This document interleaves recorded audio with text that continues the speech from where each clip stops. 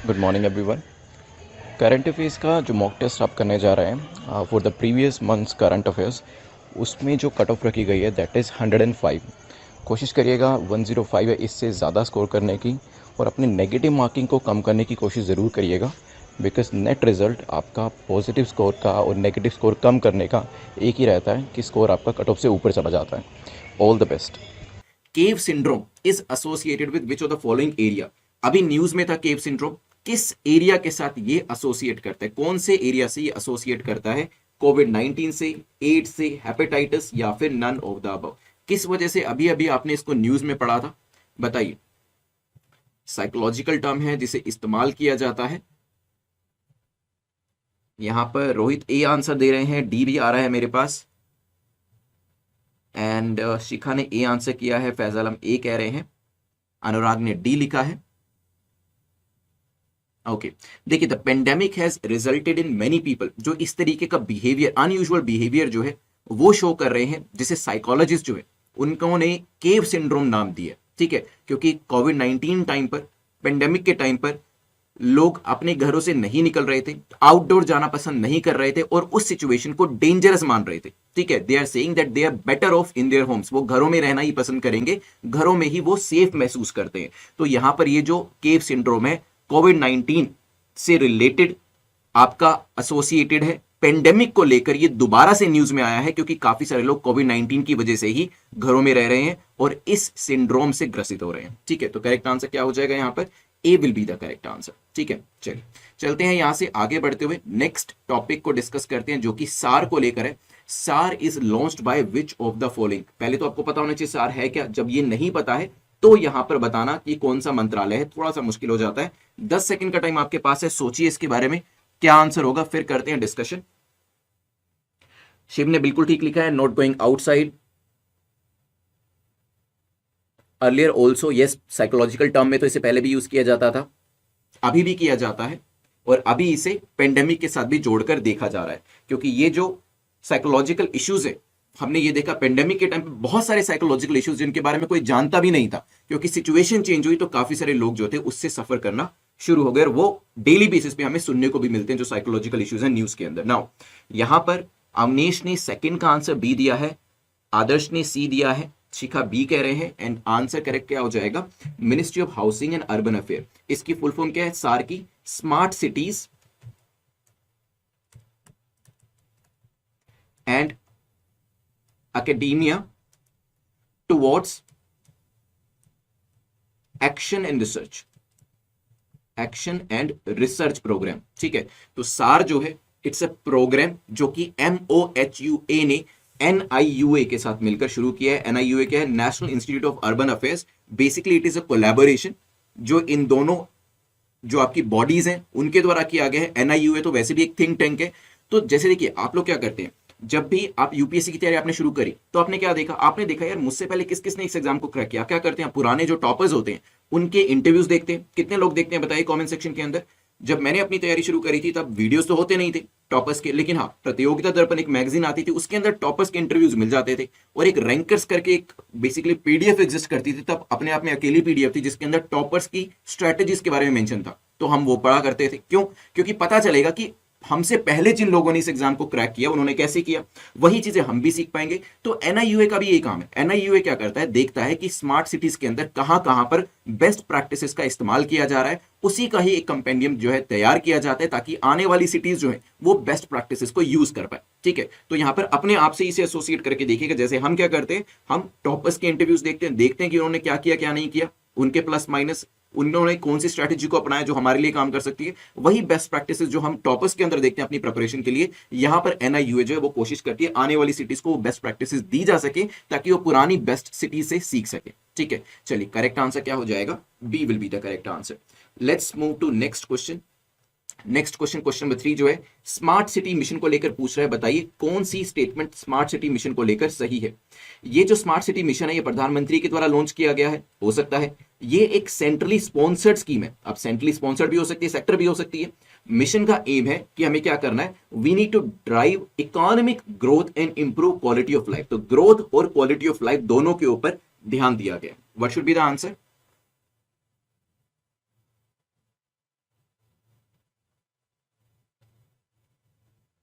What should be the answer? Meenakshi D कह रहे हैं, शिखा डी कह रहे हैं, निहारिका सिंह डी, और यहाँ पे शिव गुप्ता ने डी लिखा है, प्रज्ञा डी कह रहे हैं, फैज आलम ने एस लिखा है, डी लिखना चाह रहे थे शायद। बिल्कुल ठीक है। यहाँ पर प्रधानमंत्री के द्वारा स्मार्ट सिटी मिशन को लॉन्च किया गया, दोबारा से न्यूज में था तभी इसके बारे में डिस्कशन किया। सेंट्रली स्पॉन्सर्ड स्कीम है, सेक्टर नहीं है। स्पॉन्सर्ड का मतलब क्या होता है? मींस सेंटर और स्टेट के बीच में एक पर्टिकुलर शेयर रहता है, ठीक है। 60-40 भी हो सकता है, 90:10 भी हो सकता है, डिपेंड करता है कि हम स्पेशल कैटेगरी स्टेट की बात करें या अदरवाइज नॉर्थ ईस्ट स्टेट की बात करें या अदरवाइज, ठीक है।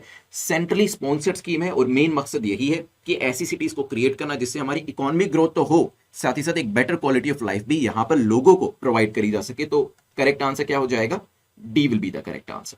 चलिए चलते हैं यहां से आगे बढ़ते हुए नेक्स्ट क्वेश्चन को देखते हैं। उससे पहले वैसे जो हमारा पूरा मिशन है इसमें 2-3 पॉइंट्स वैसे मेंस के लिए भी देख लीजिएगा, जैसे क्वालिटी ऑफ लाइफ के ऊपर ध्यान देने के लिए कहा है, ये मैं आपको ऑलरेडी बता चुका हूं। इकोनॉमिक ग्रोथ, अब इससे क्या हो रहा है? इससे एक बैलेंस क्रिएट कर रहे हैं, इकोनॉमी का भी ध्यान दिया जा रहा है, डेवलपमेंट की तरफ भी ध्यान दिया जा रहा है।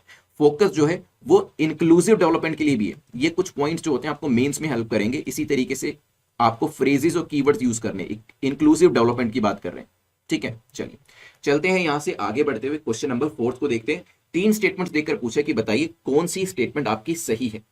पहली स्टेटमेंट कहती है ATR is carved out of Tamil Nadu portion of Anamalais. जो एटीआर है वो कहां से निकाला गया? तमिलनाडु से कार्व आउट किया गया, हो सकता है। It lies south of Palakkad gap in the south eastern Ghat, south eastern Ghat पे ये लोकेट करता है। And ATR falls within the eastern Ghat mountain chain of south east India. तो यहां पर भी एटीआर की लोकेशन दी है कि वो कहां पर फॉल करता है, उसकी लोकेशन क्या है। अभी recently ICAR sugarcane breeding institute जो है कोयम्बटूर का, उसने कोलैबोरेशन किया अन्नामलाई टाइगर रिजर्व के साथ और यहां पर कैंपेन चलाने शुरू करे जो यहां पर रहने वाले ट्राइबल लोग हैं उनकी नॉलेज एम्पावरमेंट के लिए। कहा गया कि यहां पर जो ट्राइबल रहते हैं हम उनको टूल्स देंगे, हम उनको सीड्स देंगे, हम उनको रेडियो सेट्स देंगे, किचन गार्डन्स कैसे बनाए जाते हैं, न्यूट्रिशन गार्डन कैसे बनाए जाते हैं, ये सब चीजें हम उनको सिखाएंगे। तो यहाँ पे नॉलेज एम्पावरमेंट की बात करी गई है ट्राइबल लोगों के लिए, ठीक है। ध्यान रखिएगा कहां पर हो रहा है? एटीआर के अंदर।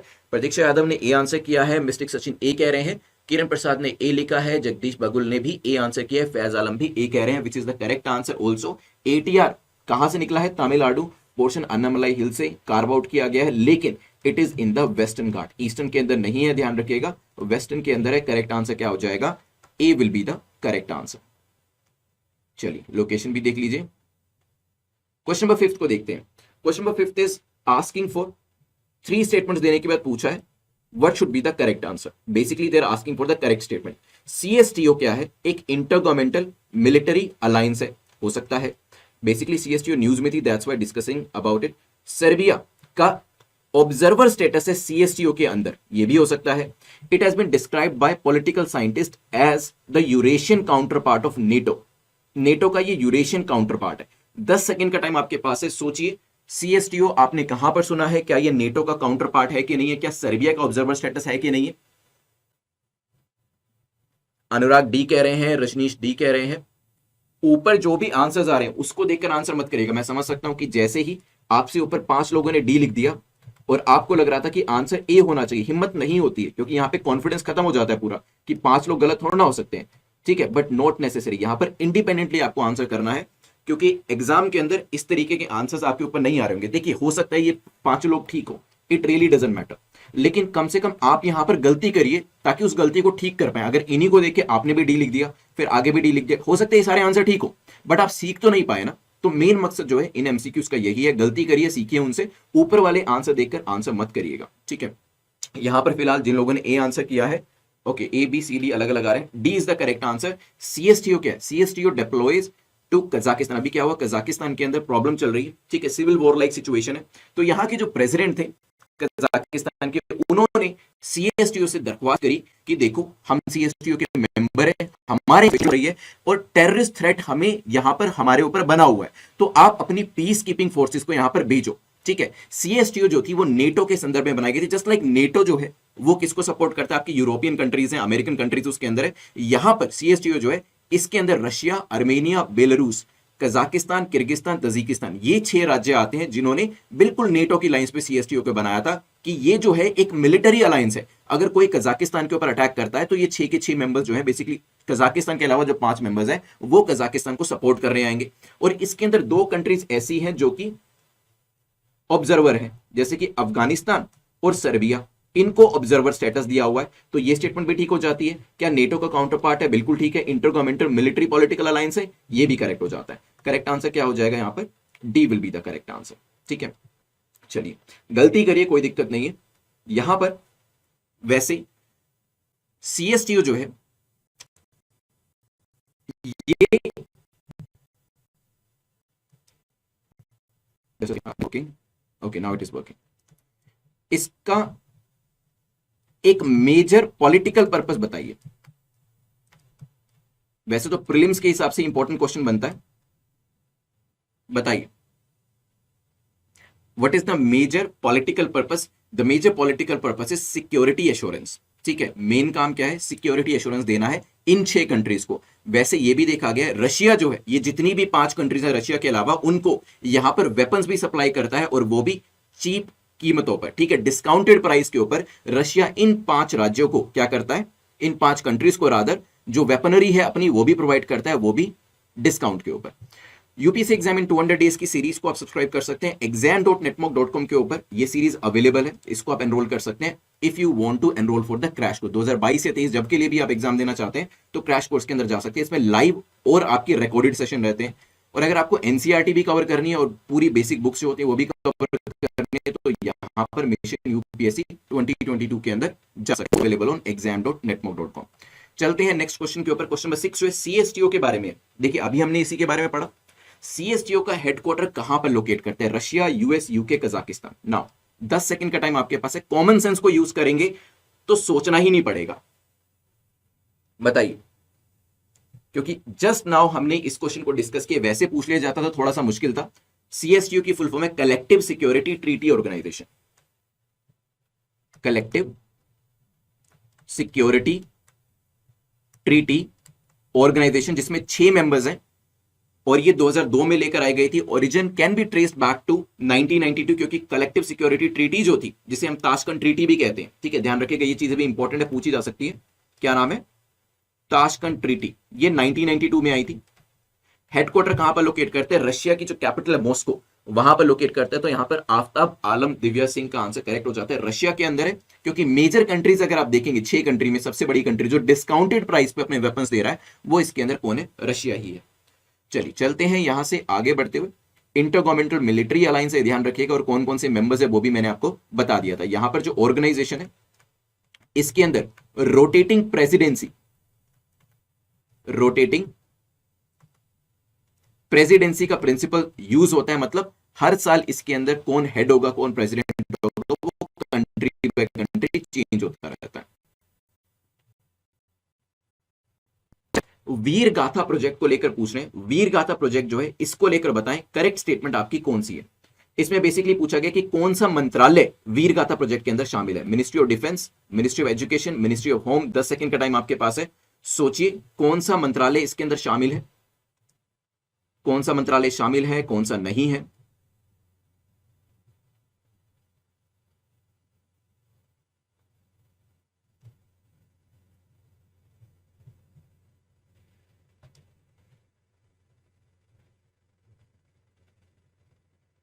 Yes, correct answer is a, ministry of defence, ministry of education जो है ये हमारा क्या है, वीर गाथा प्रोजेक्ट के अंदर शामिल है। मिनिस्ट्री ऑफ होम का इससे लेना देना नहीं है। यूनियन गवर्नमेंट ने अनाउंस किया है अभी अभी रिसेंटली वीर गाथा प्रोजेक्ट के जो विनर्स हैं, इसमें जो फर्स्ट प्राइज दिया गया वो 10,000 रुपए का दिया गया। Ministry of defence, ministry of education और माई गव तीनों ने मिलकर इस इनिशिएटिव को चलाया था, जिसके अंदर स्कूल के जो बच्चे थे उनको यहां पर स्टोरी राइटिंग के लिए कहा गया था कि आप ब्रेवरी के ऊपर स्टोरीज लिखिए। ठीक है, तो बेसिकली स्कूल के बच्चों को इंस्पायर करने के लिए जो वॉर स्टोरीज हैं, वॉर हीरोज की स्टोरीज हैं, ब्रेव हार्ट्स की स्टोरीज हैं, उनको यहां पर लिखने के लिए कहा गया था, और बेस्ट स्टोरीज को यहां पर प्राइजेस भी दिए गए हैं। तो करेक्ट आंसर क्या हो जाएगा? A will be the correct answer. चलिए चलते हैं यहां से आगे बढ़ते हुए क्वेश्चन नंबर 8 को देखते हैं, जो कि क्या है, सरिस्का टाइगर रिजर्व को लेकर पूछ रहे हैं कि बताइए करेक्ट स्टेटमेंट आपकी कौन सी है। ये कहां पर लोकेट करता है? अलवर डिस्ट्रिक्ट ऑफ राजस्थान के अंदर ये सरिस्का लोकेट करता है, और ये कहां पर है? अरावली हिल्स के अंदर लोकेट करता है। डिस्ट्रिक्ट का नाम दिया है, अरावली हिल्स दिया है। It was given the status of tiger reserve making it part of India project tiger in 1978। तो 1978 के अंदर इसे टाइगर रिजर्व का जो दर्जा है वो दिया गया था। 3 स्टेटमेंट है, बताइए। ज्योग्राफिक और फैक्चुअल क्वेश्चन, फैक्चुअल फैक्ट्स को मिलाकर यहां पर क्वेश्चन जो बनाया गया है। What should be the correct answer? अभी रिसेंटली न्यूज में सर इसका टाइगर रिजर्व इस वजह से था क्योंकि यहाँ पे ट्रैफिक जैम देखा गया है, जो पर्सनल या प्राइवेट व्हीकल्स होते हैं वो इसके अंदर अलाउड होते हैं, तो वहां पर एक ट्रैफिक जैम हो गया, एक पर्टिकुलर लोकेशन जिसकी रिलीजियस इंपॉर्टेंस है उसके दर्शन करने के लिए लोग वहां पर जा रहे थे और इसी वजह से यहां पर ट्रैफिक जैम हुआ। वो लोकेशन का नाम कोई बता सकता है मुझे? 8th का आंसर सुमित ने डी दिया है, अमित समल ने डी दिया है, जायदा अख्तर, दिव्या सिंह ने भी डी दिया है, which is the correct answer, क्योंकि तीनों स्टेटमेंट ठीक है। राजस्थान अलवर में डिसलोकेट करता है, अरावली हिल्स के अंदर है और टाइगर रिजर्व का दर्जा 1978 के अंदर दिया गया था। लेकिन वो लोकेशन का नाम बताइए जहां पर दर्शन करने के लिए लोग जा रहे थे। बिल्कुल ठीक, अमित ने करेक्ट आंसर दिया है, सुमित ने करेक्ट आंसर दिया है। पांडु पोल जो है वो इंपॉर्टेंट लोकेशन है, रिलीजियस इंपॉर्टेंस उसकी मानी जाती है, इसी वजह से लोग उसके दर्शन करने के लिए जा रहे थे। नेक्स्ट आता है रोपरेल रिवर के बारे में पूछा गया, इसको लेकर बताइए करेक्ट स्टेटमेंट आपकी कौन सी है। ये गंगा की ट्रिब्यूटरी है, ये कहां से ओरिजिनेट होती है? उदयनाथ हिल से ये ओरिजिनेट होती है और ये कहां पर लोकेट करती है? अलवर डिस्ट्रिक्ट के अंदर लोकेट करती है। 10 सेकंड का टाइम आपके पास है, सोचिए क्या आंसर होगा, फिर करते हैं डिस्कशन। बताइए what should be the correct answer?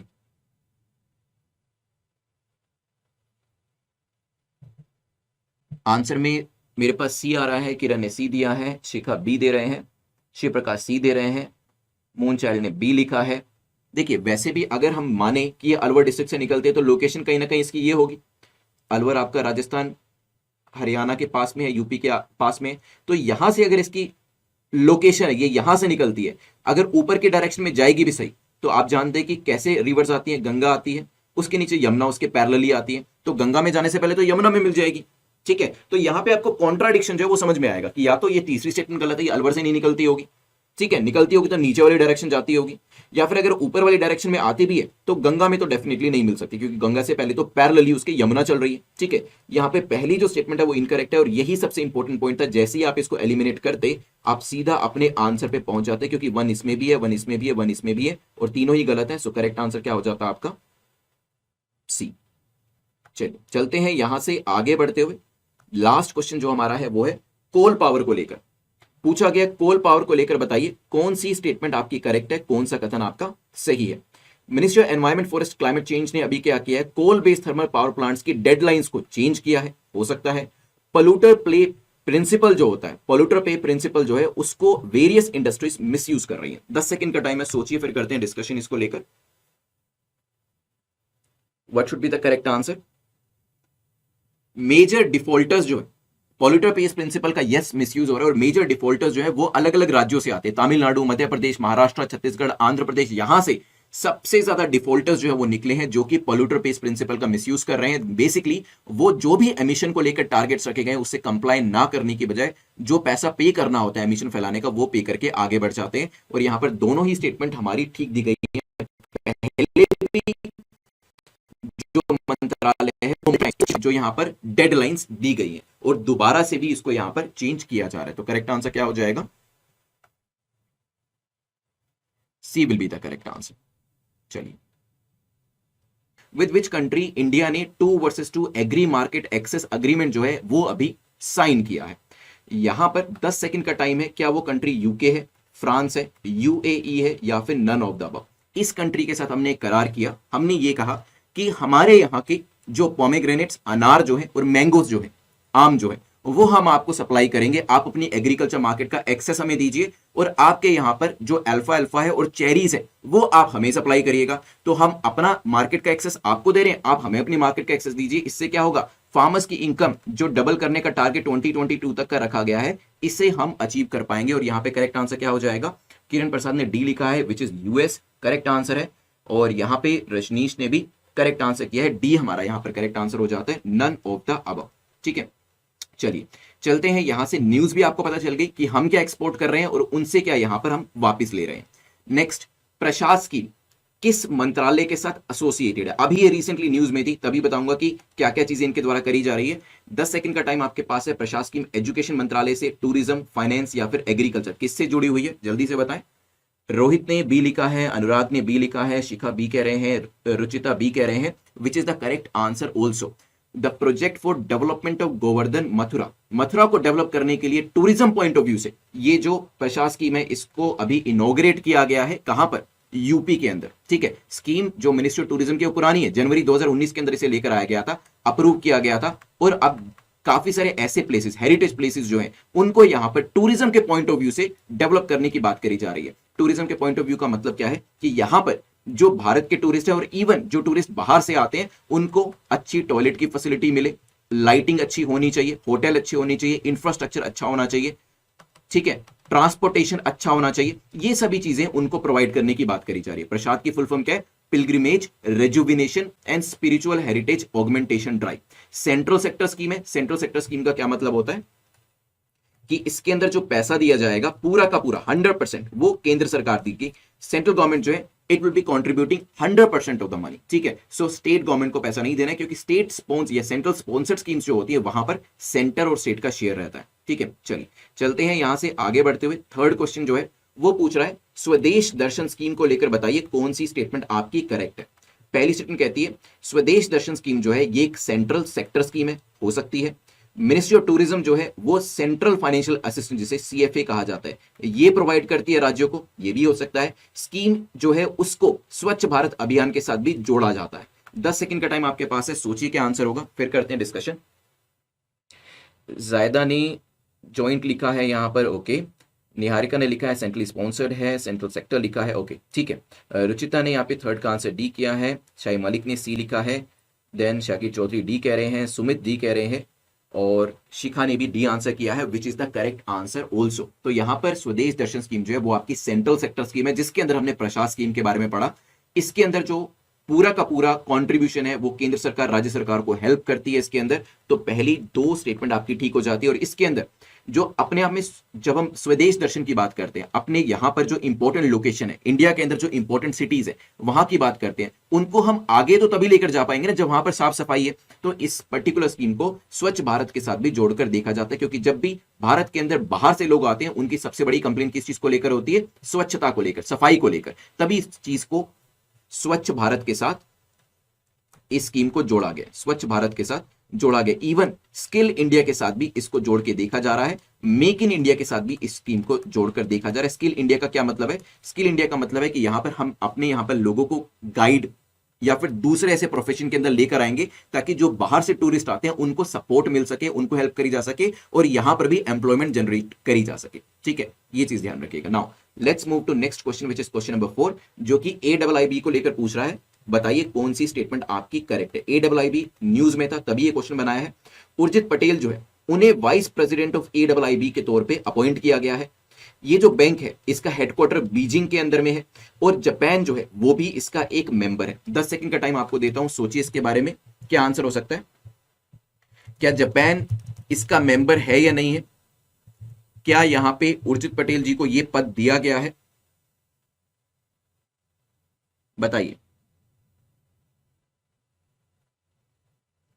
Answer में आप लोग डी कह रहे हैं, ए भी आंसर आ रहा है, रजनीश ने डी लिखा है, अनुराग ने ए लिखा है। प्रेसिडेंट के बारे में सी भी आंसर आ रहा है मेरे पास, सुधांशु ने डी लिखा है। आरबीआई के फॉर्मर गवर्नर हैं, बिल्कुल ठीक है, सलोनी ने बी लिखा है। तो ए बी सी डी चारों ही आंसर आगे मेरे पास। अमित सामल ने सी लिखा है, सुमित ने ए लिखा है, ओके। नाउ देखिए, जापान के अंदर इनकी political class, bureaucratic and academic circles में बात करी जा रही है कि AIIB को ज्वाइन कर लेना चाहिए, लेकिन क्योंकि इकोनॉमिक दृष्टि से यहां पे चाइना का भी डोमिनेशन है, तो यहां पर जापान US जो है वो इससे बचे हुए, वो अभी इसके अंदर मेंबर नहीं, ठीक है। Japan is not a member. ये तीसरी स्टेटमेंट गलत हो जाती है, लेकिन अभी रिसेंटली न्यूज थी उर्जित पटेल जो है उनको यहाँ पे वाइस प्रेसिडेंट बनाया गया है। The bank is based in Beijing. Correct answer क्या हो जाएगा? A will be the correct answer, ठीक है। चलिए ध्यान रखिएगा, एशियन इंफ्रास्ट्रक्चर इन्वेस्टमेंट बैंक। अगर मैं आपसे पूछूं इसके अंदर मेंबर्स कितने, कोई बता सकता है मुझे कितने मेंबर्स हैं इसके अंदर? बताइए इसके अंदर मेंबर कितने हैं, और इसमें हेडक्वार्टर आप जानते हैं। फिर मैं आपको 3 बैंक्स को कंपेयर करके भी बताऊंगा।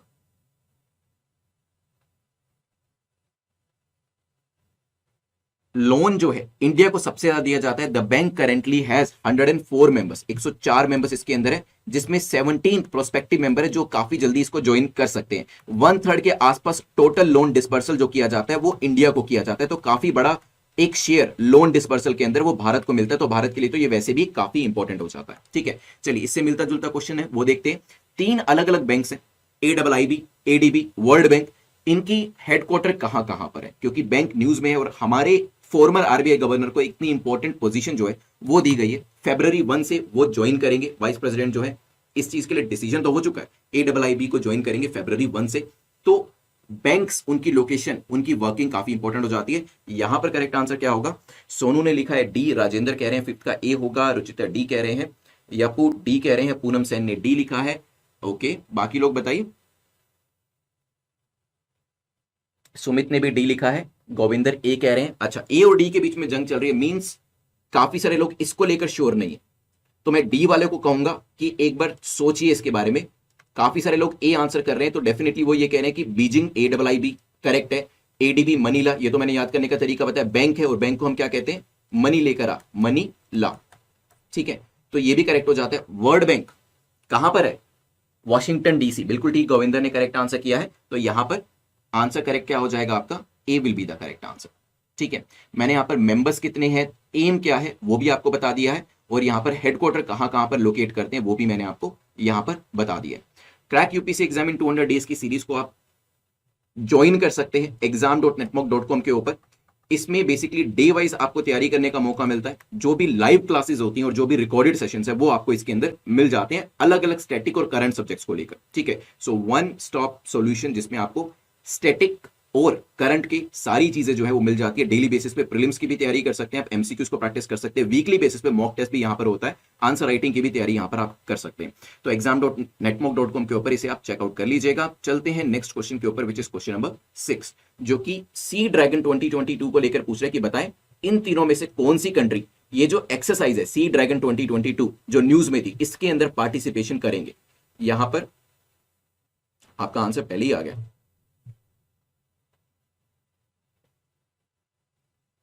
बताइए what should be the correct answer?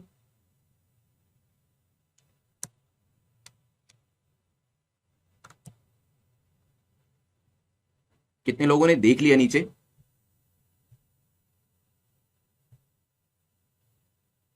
Okay, इनके अलावा और कौन कौन सी कंट्रीज हैं ये भी बताइएगा। इनके अलावा और कौन कौन सी कंट्रीज है जो इस एक्सरसाइज के अंदर पार्टिसिपेट कर रही हैं, और मेन मकसद क्या है इस पर्टिकुलर एक्सरसाइज के अंदर पार्टिसिपेट करने का, ये भी बताइएगा।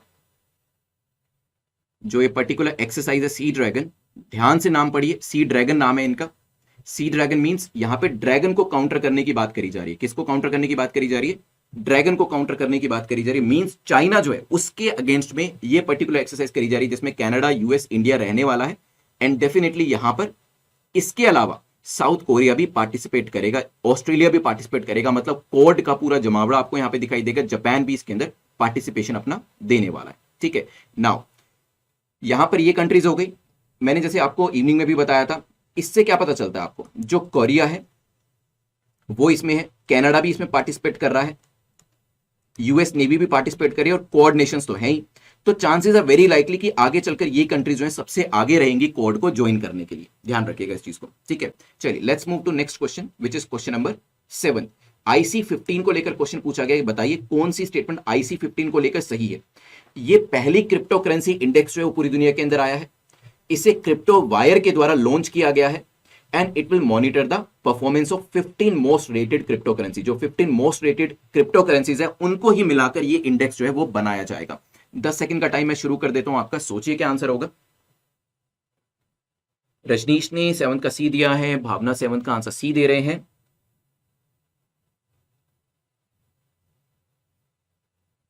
देखिए यहां पर बिल्कुल ठीक है, 7 का आंसर आपका सी क्यों होगा? Yes, it is the first crypto currency index but in India.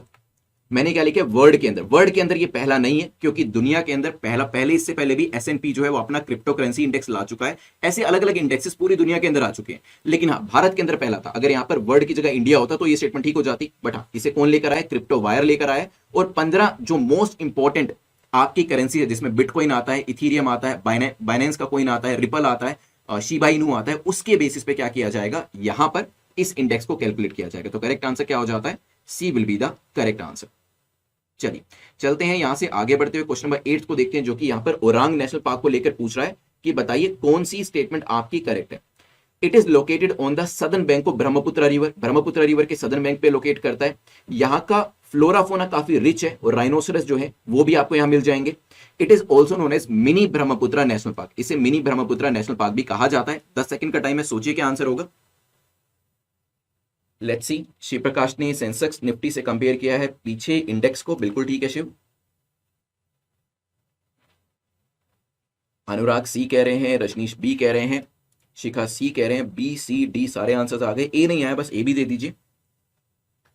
यप्पू ने ए भी दे दिया है, बहुत बढ़िया, बिकॉज यप्पू यू आर करेक्ट है। आप क्या है, आपका आंसर यहां पर करेक्ट हो जाता है क्योंकि ए सिर्फ एक ही आंसर है। It is a national park in India जो northern bank of Brahmaputra river पे लोकेट करता है, ना कि सदर्न बैंक के ऊपर। ये गलत हो गया।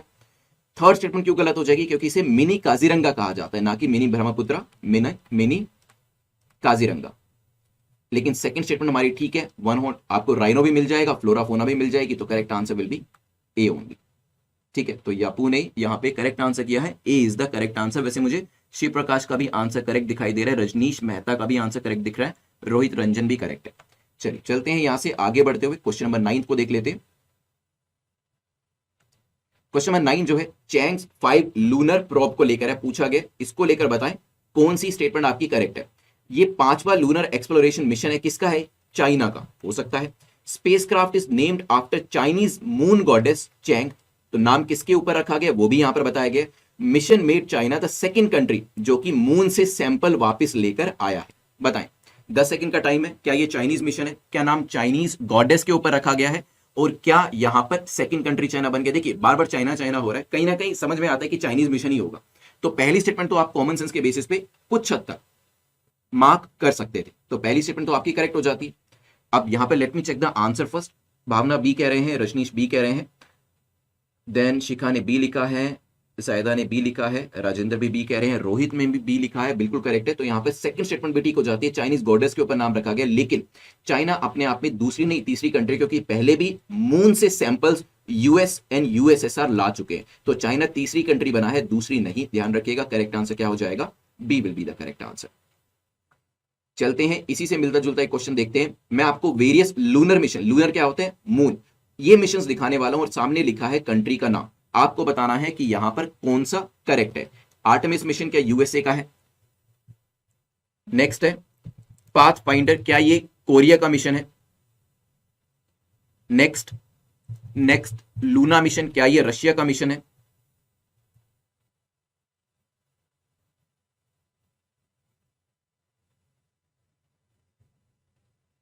लेट्स सी कितने लोग इसको करेक्ट आंसर करते हैं।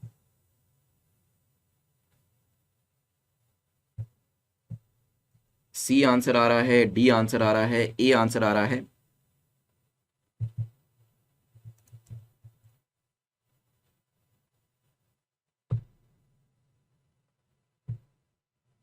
यहां पर okay, A B C D चारों ही आंसर आ गए। वैसे सही बताऊं तो आर्टेमिस मिशन यूएसए बिल्कुल करेक्ट है, पाथ फाइंडर कोरिया का मिशन है, लूना जिसका मतलब मून होता है वो आपका रशिया का मिशन है। ठीक है, नासा का मिशन था आर्टेमिस मिशन, जिसका एम यही था कि एस्ट्रोनॉट्स को हमें कहां भेजना है, लूनर दैट इज मून के साउथ पोल पे भेजना है 2024 तक। ठीक है, और फिर उनको मार्स के ऊपर भेजना है। कोरिया का था Korea path finder lunar orbiter, इसे 2022 में लॉन्च किया जाएगा। फिर हमारा है लूना मिशन जो कि रशिया का था, डी हमारा करेक्ट आंसर हो जाएगा। सैंडलवुड लेकर, रेड सैंडलवुड को लेकर पूछा गया कि ये कौन सी कैटेगरी के अंदर फॉल करता है। क्या ये वल्नरेबल कैटेगरी के अंदर है, एंडेंजर्ड के अंदर है, क्रिटिकली एंडेंजर्ड, या फिर नन ऑफ द अबव के अंडर में ये फॉल करता है। ठीक है, रेड सैंडर्स और रेड सैंडलवुड काफी न्यूज में था, न्यूज में क्यों था वो भी मैं आपको बताऊंगा, लेकिन 10 सेकंड का टाइम पहले शुरू कर देता हूं आपका। जल्दी से बताएं क्या करेक्ट आंसर होगा। शिव प्रकाश बी कह रहे हैं, रुचिता ने बी लिखा है, अवनेश भी बी लिख रहे हैं, सुधांशु ने भी बी लिखा है, एंड यस यहां पर करेक्ट आंसर आपका एंडेंजर्ड है। अभी क्या हुआ है, दोबारा से इसे आईयूसीएन की लिस्ट के अंदर एंडेंजर्ड कैटेगरी के अंदर डाला गया है। उसके पीछे काफी सारे रीजंस हैं, वो हम सेकंड क्वेश्चन के अंदर देखेंगे, लेकिन फिलहाल ये एंडेंजर्ड कैटेगरी के अंदर फॉल कर रहा है। अभी इससे पहले कौन सी कैटेगरी के अंदर कर रहा था बताइए। ये पहले था नियर थ्रेटेंड, ठीक है, उसके बाद ये 2018 की बात है, इसे नियर थ्रेटेंड कैटेगरी में डाला गया था। उससे पहले एंडेंजर्ड ही हुआ करता था, लेकिन अब दोबारा से ये एंडेंजर्ड कैटेगरी के अंदर चला गया। ठीक है, ध्यान रखिएगा, चलते हैं यहां से आगे बढ़ते हुए सेकंड क्वेश्चन जो कि रेड सैंडलवुड को लेकर ही है, पूछा गया है इसको लेकर बताइए करेक्ट स्टेटमेंट आपकी कौन सी है। तो इस तरीके से सर्कल जरूर करिएगा क्योंकि करेक्ट इनकरेक्ट के बीच में कई बार कंफ्यूजन हो जाता है। ओवर हार्वेस्टिंग जो है वो एक रीजन है इस डाउनग्रेड का, जो अभी इसका लेवल नियर थ्रेटेंड से क्या किया गया है, एंडेंजर्ड किया गया, उसके पीछे ओवर हार्वेस्टिंग एक रीजन है। इलीगल ट्रेड जो है वो भी रेड सैंडलवुड के अंदर देखा जाता है, हो सकता है। इसकी जो ग्रोथ होती है वो काफी स्लो होती है, ये बताया गया है यहां पर। एंड कॉन्टिन्यूड हार्वेस्टिंग जो इसकी करी जाती है जिसकी वजह से इसको रिकवर करने का टाइम नहीं मिलता। सोचिए 10 सेकंड का टाइम आपके पास है, क्या करेक्ट आंसर होगा।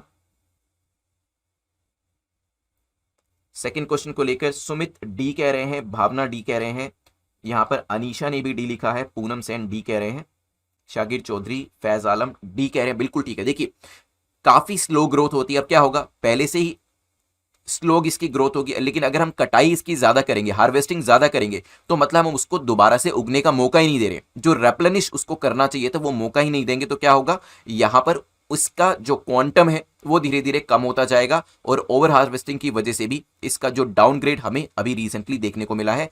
इलीगल ट्रेड इसके अंदर काफी ज्यादा देखा जाता है और काफी पुराने टाइम से देखा जाता है। आंध्र प्रदेश और ईस्टर्न घाट वाले रीजन के अंदर, अगर ये हम देखें this is the peninsular reason, तो ईस्टर्न घाट वाले रीजन के अंदर आपको ये ज्यादा दिखाई देगा, वो भी आंध्रा वाले रीजन के अंदर ज्यादा, काफी कम जगहों पर इसे देखा जाता है, काफी कम जगह पर ये पाया जाता है।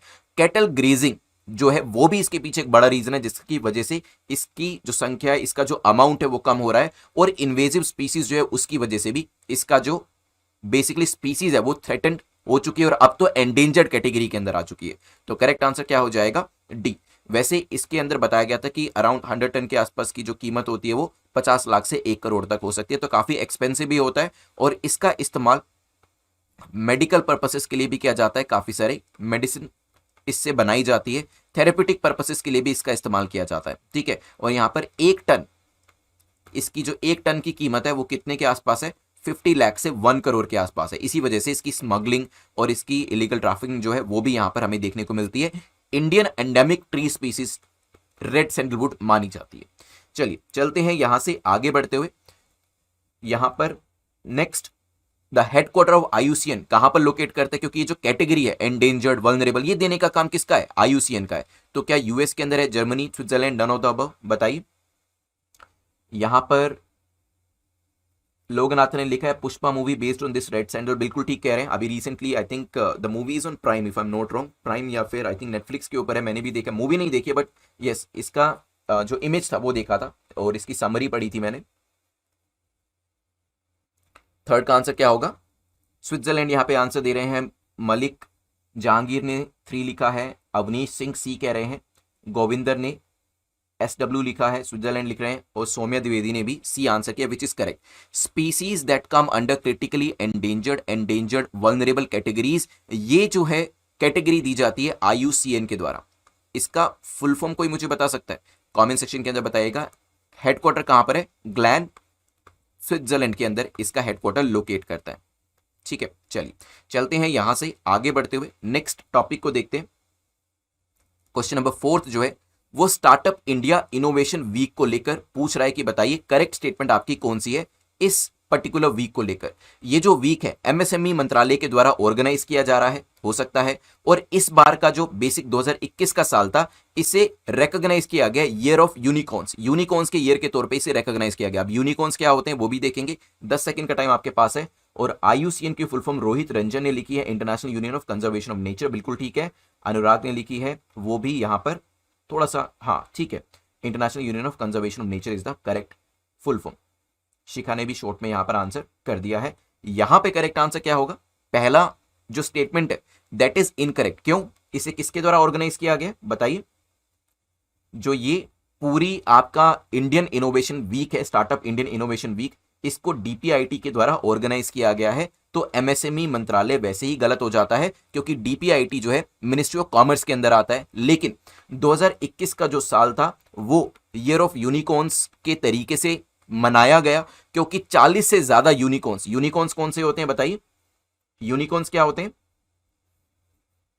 40 से ज्यादा यूनिकॉर्न्स जो है वो इंडिया ने ऐड करे हैं। यूनिकॉर्न स्टार्टअप क्या होते हैं, टू बिग टू फेल उनको माना जाता है, ठीक है, जो एक पर्टिकुलर अमाउंट को क्रॉस करते हैं, बताइए।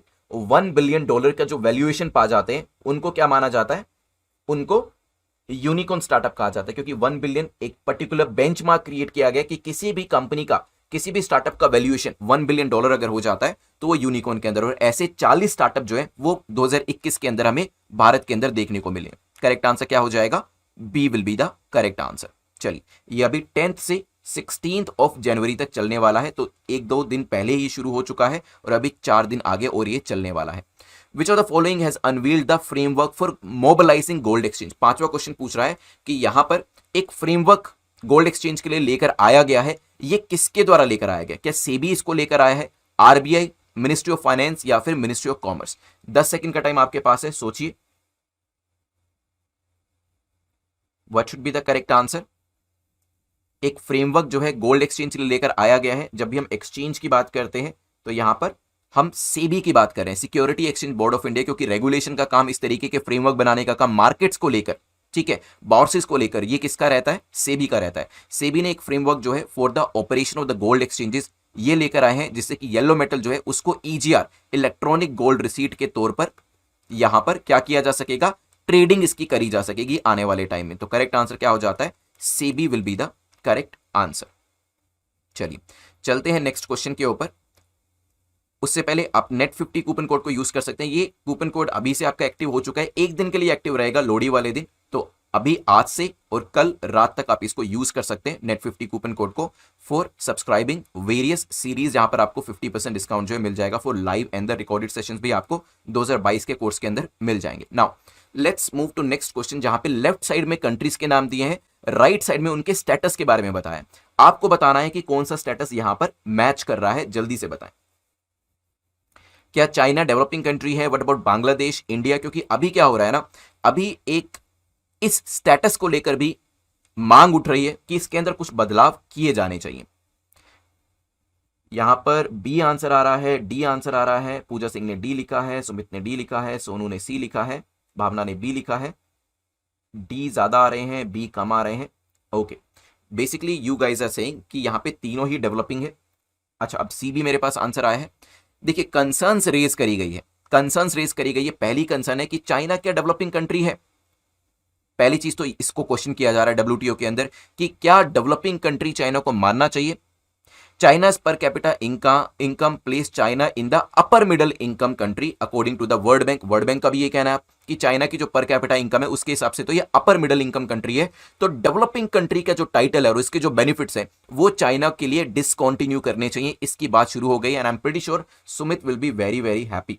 ठीक है, चलिए, यहां पे चाइना डेवलपिंग कंट्री है, बिल्कुल ठीक है, लेकिन ये टाइटल बहुत जल्दी जा भी सकता है क्योंकि इसको लेकर बातचीत अब शुरू हो चुकी है। इंडिया तो डेवलपिंग कंट्री है ही। अब बांग्लादेश की बात करते हैं, बांग्लादेश किस कैटेगरी के अंदर आता है, शागिर चौधरी बी कह रहे हैं। इट मींस उनको लगता है कि बांग्लादेश डेवलपिंग कंट्री नहीं है, तो बता दीजिए बांग्लादेश का स्टेटस क्या है।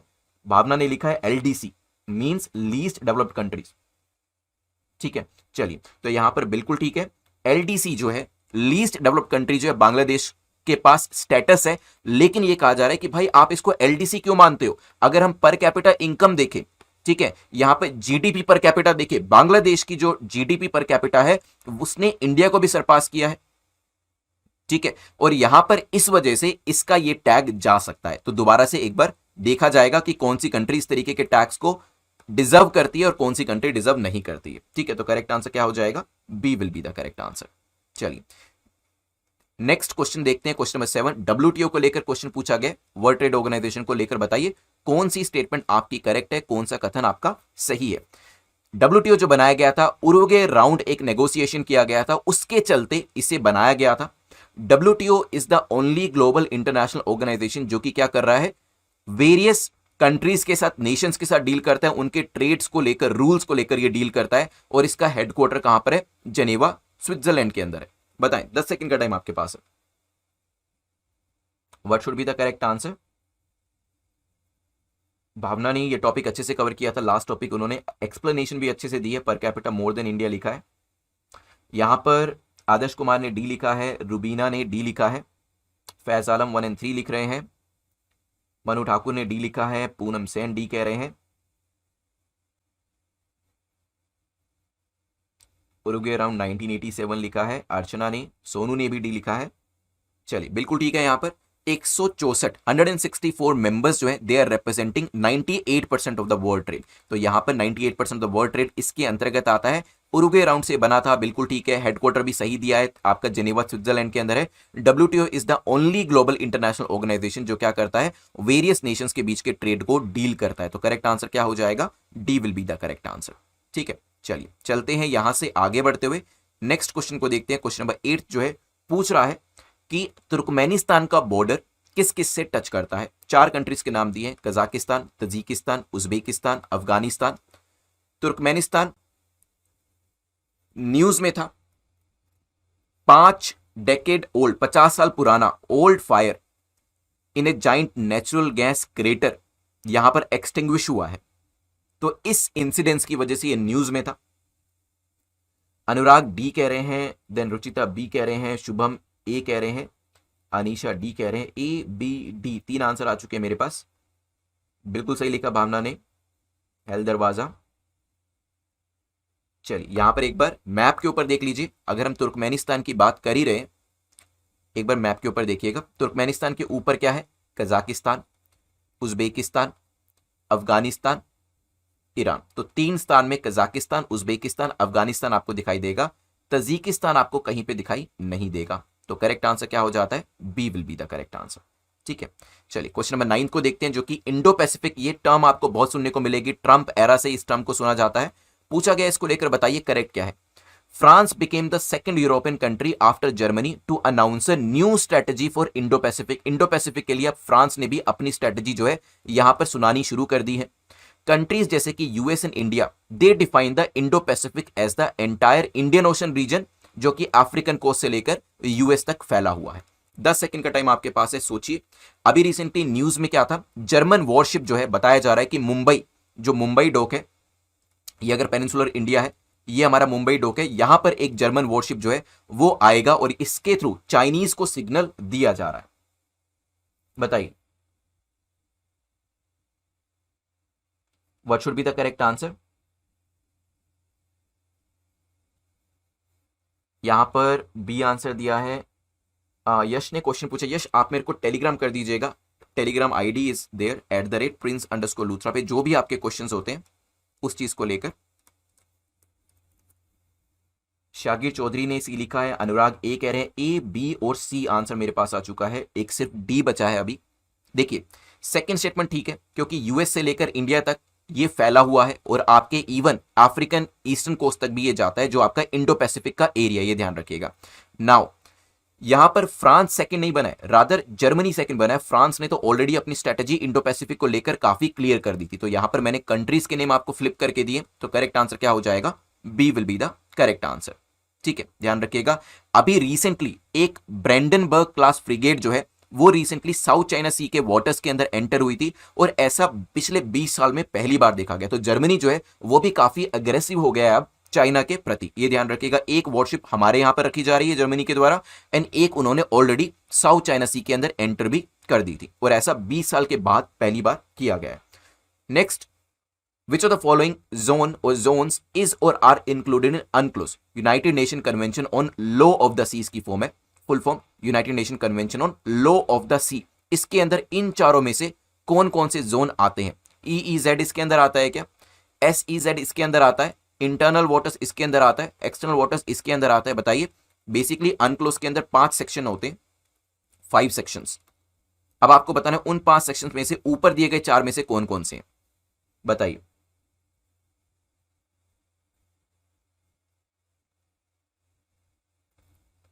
पूरे मरीन एरिया को 5 जोन के अंदर बांटा जाता है। पहला जोन आपका है इंटरनल वाटर्स का, सेकंड है आपका टेरिटोरियल सी का, तीसरा है कॉन्टिजुअस जोन का, चौथा है एक्सक्लूसिव इकोनॉमिक जोन का, पांचवा है हाई सीज का। ठीक है, तो याद करने का तरीका मैंने शाम को भी बताया था। ITC जो आपकी कंपनी का नाम है वो याद कर लीजिए, ये I से, ये T से, ये C से, और EH याद कर लीजिएगा। I से क्या है, इंटरनल वाटर्स, T से क्या है, टेरिटोरियल, C से क्या है, contiguous zone, then exclusive economic zone and high seas. इस तरीके से याद करिएगा। करेक्ट आंसर आपका क्या हो जाएगा, A will be the correct answer. यहां पर एक किसने दिया है, रोहित रंजन, आपका आंसर करेक्ट है। जायदा अख्तर इज करेक्ट, पूनम सैन, विपिन कुमार भी करेक्ट हो जाते हैं, Amit Samal as usual correct है। स्कोर भी I am pretty sure Amit ने अच्छा किया होगा, तो करेक्ट आंसर आपका हो जाता है ए। 3 स्टेटमेंट्स आपको पहले क्वेश्चन के अंदर दी है और यहां पर पूछा कि बताइए कौन सी स्टेटमेंट करेक्ट है। July 2021 ranks as the hottest single month ever recorded. ठीक है, दिस इज कंसर्निंग, अभी रिसेंटली एनवायरमेंट के ऊपर एक रिपोर्ट आई थी, उसके अंदर क्या इस महीने को हॉटेस्ट मंथ माना गया अभी तक का। Carbon dioxide the gas responsible for about 3/4 of the planet warming, तो यहां पे CO2 को रिस्पॉन्सिबल माना गया है 3/4 75% प्लैनेट की वार्मिंग के लिए। Pollution from fossil fuel combustion, industrial activity and other human sources, temperature इनकी वजह से राइज हो रहा है। बताएं, 10 सेकंड का टाइम आपके पास है। एक नई रिपोर्ट आई है जो कि बताती है कि मीथेन लेवल जो है वो सब्सटेंशियली राइज कर रहे हैं, और मीथेन का जब लेवल राइज कर रहा है there is a direct relationship, क्योंकि इसकी वजह से अदरवाइज टेम्परेचर जो है ग्लोबल लेवल पे वो भी आपको राइज होता हुआ दिखाई दे रहा है। यहां पे बी आंसर आ रहा है मेरे पास, डी भी आंसर आ रहा है। सौम्य द्विवेदी ने डी लिखा है, मनु ठाकुर ने डी आंसर दिया है, सचिन ने डी आंसर दिया है, रविंद्र कुमार ने भी डी आंसर यहां पर किया है, अवनीत कौर ने भी डी आंसर किया है, जायदा अख्तर भी डी कह रहे हैं। देखिए जो अभी रिपोर्ट आई उसके अंदर तो यही चीज बताई गई कि जुलाई 2021 जो लास्ट ईयर हमने जुलाई का महीना देखा वो अभी तक का हॉटेस्ट सिंगल मंथ माना गया है जो रिकॉर्ड किया गया है। CO2 को 75% जिम्मेदार माना गया है रिपोर्ट के हिसाब से, और साथ ही साथ यहां पर जो फॉसिल फ्यूल कंबशन है, इंडस्ट्रियल एक्टिविटी है, उसके पोल्यूशन की वजह से, ये तो कॉमन सेंसिकल स्टेटमेंट थी, इसको तो हम सीधा ही मार्क कर सकते थे। ये भी हमारा करेक्ट हो जाता है, तो correct answer overall will be D. ठीक है, चलिए यहां पर जो स्टडी करी गई है ये करी गई है यूरोपियन यूनियन का एक कोपरनिकस क्लाइमेट चेंज सर्विस है उसके द्वारा। ठीक है, और रिपोर्ट ने शो किया है that last year was the 5th warmest year. ये कहा गया कि देखिए 21st सेंचुरी जब से शुरू हुई है 2022 तक, इन 21 सालों में से 20 साल ऐसे हैं जो कि अब तक के सबसे गर्म साल रहे हैं। ठीक है, साथ ही साथ ये बताया गया है कि last year was the 5th warmest year in 52 years, और ये स्लाइटली होटर था 2015 से, और जब हम इसे 2018 से कंपेयर करते हैं। ठीक है, चलिए चलते हैं यहां से आगे बढ़ते हुए सेकंड क्वेश्चन को देखते हैं जो कि मीथेन को लेकर है। पूछा गया मीथेन को लेकर बताइए कौन सी स्टेटमेंट आपकी करेक्ट है, कौन सा कथन सही है। ये कलरलेस ऑर्डर्ड गैस है, हो सकता है। रिसेंटली मोर देन 100 कंट्रीज ने मीथेन कटिंग प्लेज को साइन किया है कि वो क्या करेंगे, मीथेन के अंदर कटौती करेंगे और किसी ना किसी तरीके से इसे कम करने की कोशिश करेंगे, हो सकता है। एटमॉस्फेरिक मीथेन जो है इसे देखा गया है कि लास्ट ईयर ये इंक्रीज अमाउंट से इंक्रीज हुई और 1876 पार्ट्स पर बिलियन इसे पाया गया जब स्टडीज करी गई। सोचिए what should be the correct answer, क्योंकि मीथेन को लेकर, CO2 को लेकर न्यूज थी और आपके एनवायरमेंट के क्वेश्चंस बहुत ज्यादा आते हैं करंट अफेयर सेक्शन से। यहां पर अनुराग ने सी लिखा है, डी भी आंसर आ रहा है, सी भी आंसर आ रहा है, और भावना ने भी डी दिया है, निहारिका ने डी दिया है, ओके, अवनेश ने सी दिया है। देखिए सी और डी दोनों ही सही हैं। देखिए वैसे तो सी वाले सही हैं, लेकिन डी वालों की गलती क्या रही, डी वालों ने ध्यान से नहीं पढ़ा। ठीक है, उन्होंने जल्दी में पढ़ा। इट्स अ कलरलेस गैस, चलो ठीक है, it's a colourless odourless gas, तो उन्होंने जब पढ़ा तो कलरलेस ऑर्डर्ड गैस, उन्होंने सोचा कि ठीक ही होगा, ये कलरलेस की बात करी जाती है, जहां पर भी पढ़ते हैं यही लिखा होता है। लेकिन बिल्कुल अगर ध्यान से पढ़ते और समझते अगर इसको, तो डी वाले भी सी आंसर करते, it is a colourless odourless gas. ठीक है, तो ऑर्डर्ड गैस नहीं है, थोड़ा सा चेंज किया जैसे यूपीएससी करता है और फिर आंसर को गलत करा देता है। बाकी दोनों स्टेटमेंट ठीक थी, वो आप आंसर कर सकते थे, लेकिन ट्रैप आपका यहां पे था। ठीक है, इस ट्रैप को आपको समझना था। करेक्ट आंसर क्या हो जाएगा, सी, डी नहीं होगा। मैं ये नहीं कह रहा कि डी वाले गलत है, लेकिन हाँ गलती तो हुई है जिसकी वजह से हमें माइनस नेगेटिव मार्किंग जो है वो एग्जाम के अंदर देखनी पड़ेगी। तो ध्यान से ऐसे क्वेश्चंस को सोल्व करिएगा। चलिए चलते हैं यहां से आगे बढ़ते हुए, which city has come out to be on the top position when it comes to NCAP report, कि ये सबसे ज्यादा पोल्यूटेड सिटी है। ठीक है, तो रैंकिंग करी गई अभी, क्या दिल्ली को टॉप पोजीशन दिया कि सबसे ज्यादा पोल्यूटेड है, Ankleshwar, Ghaziabad, none of the above. बताएं, रिसेंटली स्टडी करी गई उसके अंदर बताया गया, यहां पर सभी लोग गाजियाबाद कह रहे हैं, ओके चलिए आपकी बात मान लेते हैं, बिल्कुल ठीक है। गाजियाबाद नंबर 1 पे है, पर्टिकुलेट मैटर जो है सबसे ज्यादा यहां पर पाया गया है। दिल्ली को दूसरे नंबर पे रखा गया है, ये ध्यान रखिएगा। ठीक है, तो यहां पर आंसर क्या हो जाएगा, गाजियाबाद। वैसे अगर हम पुराने डेटा को देखें तो कई बार अंकलेश्वर को भी इसी कैटेगरी के अंदर रखा जाता था, तो गाजियाबाद जो है नंबर 1 पे है। कौन से स्टेट के अंदर फॉल करता है गाजियाबाद बताइएगा। फिर नंबर आता है दिल्ली का, Delhi was the second most polluted city in the list of cities with the highest PM 2.5 level, ठीक है, और फोर्थ है ये in the cities with PM 10 level. तो यहां पर दिल्ली की भी कंडीशन कुछ ज्यादा अच्छी नहीं है। और फिर पराली तो जलती रहती है, स्टेबल बर्निंग होती है, आप जानते हैं, उसमें दिल्ली के सीएम वैसे ही हरियाणा, राजस्थान और वेस्टर्न यूपी को लेकर परेशान रहते हैं, ठीक है। चलिए चलते हैं यहां से आगे बढ़ते हुए नेक्स्ट टॉपिक को देखते हैं, विच is question number 4। Question number 4 क्या बात करता है? ये बात कर रहे हैं नाक्स को लेकर। अगर आपको नाक्स की फुल फॉर्म पता है तो प्लीज कमेंट सेक्शन में जरूर लिखिएगा, नहीं भी पता तो मैं बता दूंगा। पूछा गया नाक्स को लेकर बताइए करेक्ट स्टेटमेंट आपकी कौन सी है। NAAQS are the standards for ambient air quality, जो कि मिनिस्ट्री ऑफ एनवायरमेंट सेट करती है। तो ये क्या है? ये स्टैंडर्ड्स है एयर क्वालिटी को लेकर। Ambient air quality refers to the condition और quality of air surrounding us in the outdoor. जब हम बाहर जाते हैं आउटडोर्स के अंदर, हमारे चारों तरफ जो एयर होती है वो बेसिकली उसकी क्वालिटी, उसकी कंडीशन जो है वो एम्बिएंट एयर क्वालिटी कहलाती है। बताएं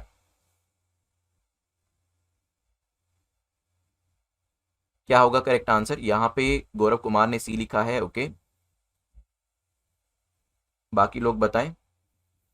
किरण ने सी लिखा है, अवनीत ने सी लिखा है, सचिन सी कह रहे हैं, ओके। नाक्स की full form national ambient air quality standards. Niket Mishra ने आंसर किया, बहुत ही बढ़िया, बिल्कुल ठीक है। अभी आप देखेंगे तो कुछ कुछ लोगों ने बी भी आंसर देना शुरू किया। अनुराग का आंसर देखिए, सुमित का आंसर देखिए और शिव प्रकाश का आंसर देखिए, ठीक है। अब ये बी क्यों है? क्योंकि करेक्ट आंसर यहां पर बी ही है। बिल्कुल ध्यान से पढ़ेंगे। नाक्स क्या स्टैंडर्ड्स हैं, बिल्कुल ठीक है। जैसे यहां पर अगर आप निकेत का आंसर देखें, उन्होंने लिखा national ambient air quality standard. NAAQS की फुल फॉर्म क्या है? National ambient air quality standards, ठीक है, बिल्कुल ठीक है। अब ये स्टैंडर्ड्स की बात करते हैं, बिल्कुल ठीक है, लेकिन ये standard set by ministry of environment नहीं, सीपीसीबी, ठीक है, more specifically CPCB, central pollution control board. ध्यान रखिएगा, सीपीसीबी इसको सेट करता है। तो पहली स्टेटमेंट पूरी तरीके से ठीक नहीं है, लेकिन सेकंड स्टेटमेंट आपकी करेक्ट हो जाती है, बी यहां पर आपका करेक्ट आंसर हो जाएगा, ठीक है। अब नेक्स्ट क्वेश्चन पूछता है नाक्स के अंदर कौन कौन से एलिमेंट्स को मेजर किया जाता है। 10 सेकंड का टाइम आपके पास है। स्क्रीन के ऊपर आपके सामने 3 एलिमेंट दिए, बताएं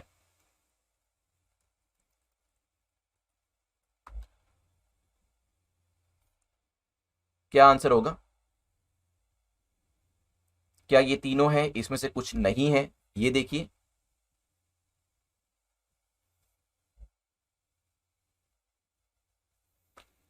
रुचिता ने 5th का ए आंसर दिया है, Shikha is saying A, Rohit Ranjan is saying D. A और डी अलग अलग आंसर्स आ रहे हैं, ए भी आ रहा है, डी भी आ रहा है।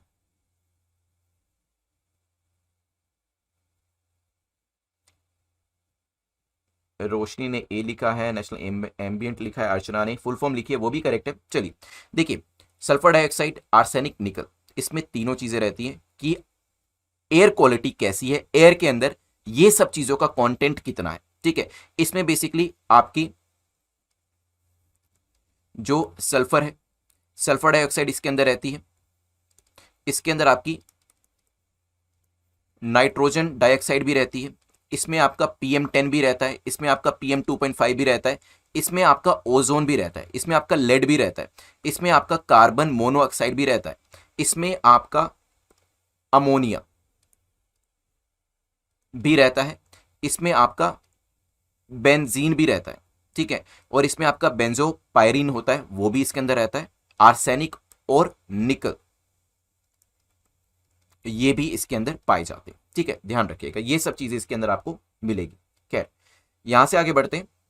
So you can use the net 50 coupon code, ये अभी भी अवेलेबल है आपके पास, और आज लोरी के लिए ये आपका कूपन जो है एक्टिवेट रहेगा, इसको आप यूज कर सकते हैं, चाहे आप 2020 के लिए तैयारी कर रहे हो, 200 डेज के लिए क्रैश कोर्स कर रहे हो, या फिर 2023 का कोर्स जो है वो लेना चाहते हो, तो you can enrol in this courses. लेकिन हाँ, लेने के बाद लाइव क्लासेस जरूर करिएगा, रिकॉर्डेड क्लासेस भी देख लीजिएगा। चलते हैं नेक्स्ट क्वेश्चन के ऊपर। क्वेश्चन नंबर 6 पूछ रहा है, which of the following has hosted virtual Colombo security conclave, participating nations agree to work for cooperation in cyber security.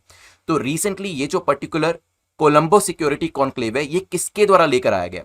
NSC के द्वारा, रो के द्वारा, IB के द्वारा, या NIA के द्वारा? बताएं। बेसिकली ये जो आपका सिक्योरिटी कॉन्क्लेव है ये लाया गया है, जिसके अंदर वेरियस नेशंस जो है उन्होंने कहा है कि साइबर सिक्योरिटी को बढ़ाने की कोशिश करेंगे हम सभी अपनी अपनी तरफ से। यहां पर अवनीश ने ए आंसर किया है, गौरवी सिंह डी, भरत गुप्ता ने एज यूजुअल करेक्ट आंसर किया है, ए का आंसर किया है, अर्चना इज ऑल्सो करेक्ट, जायदा अख्तर, विष्णु नामदेव ने भी ए आंसर किया, which is the correct answer. Full form क्या है एनएससी की? National security council. क्या फुल फॉर्म है? National security council. रो की, आईबी की, एनआईए की फुल फॉर्म आप बता सकते हैं मुझे, इजी है कंपैरेटिवली, बताइएगा। नेशनल इन्वेस्टिगेशन एजेंसी एनआईए की हो जाती है, इंटेलिजेंस ब्यूरो हो जाती है, रिसर्च एंड एनालिसिस भी, ध्यान रखिएगा। ए हमारा यहां पर करेक्ट आंसर हो जाएगा। नाउ अगर मैं आपसे पूछूं एनएससी को प्रिसाइड कौन करते हैं? एनएससी को प्रिसाइड कौन करते हैं बताइए। अनुराग, किरण, पिछले क्वेश्चन का आंसर बिल्कुल ठीक है। निहारिका राजपूत ने भी करेक्ट आंसर दिया है, भरत का भी आंसर करेक्ट है। वर्चुअल वर्कशॉप करा रहे हैं ये डेवलपिंग रीजनल साइबर सिक्योरिटी को डेवलप करने के लिए। और यहां पर बहुत बढ़िया, एनएसए किसने लिखा है? सचिन ने, आदर्श कुमार ने, ये आपके सामने ही है, ठीक है, आपके सामने ही नेशनल सिक्योरिटी एडवाइजर है। इनका नाम बताइए, पिक्चर देखकर नाम बताएं। सुरक्षा सलाहकार लिखा है निकेत ने, बहुत बढ़िया। पूरा नाम लिखिए अजीत, नहीं पूरा नाम लिखिए सलोनी। हाँ, रुचिता का आंसर बिल्कुल ठीक है, अजीत डोभाल जी, ठीक है, ध्यान रखिएगा। यहां पर अजीत डोभाल जी, यहां पर इनका नाम है, एनएससी को हेड करते हैं। On the occasion of world Hindi day dash world heritage centre has agreed to publish Hindi description of India's world heritage site on WHC website. तो वैसे यहां पर ये पब्लिकेशन तो किया ही जा रहा है, किसके द्वारा किया जा रहा है आपको बताना है, WTO, यूनेस्को, यूनिसेफ या कोई और ही ऑर्गेनाइजेशन है।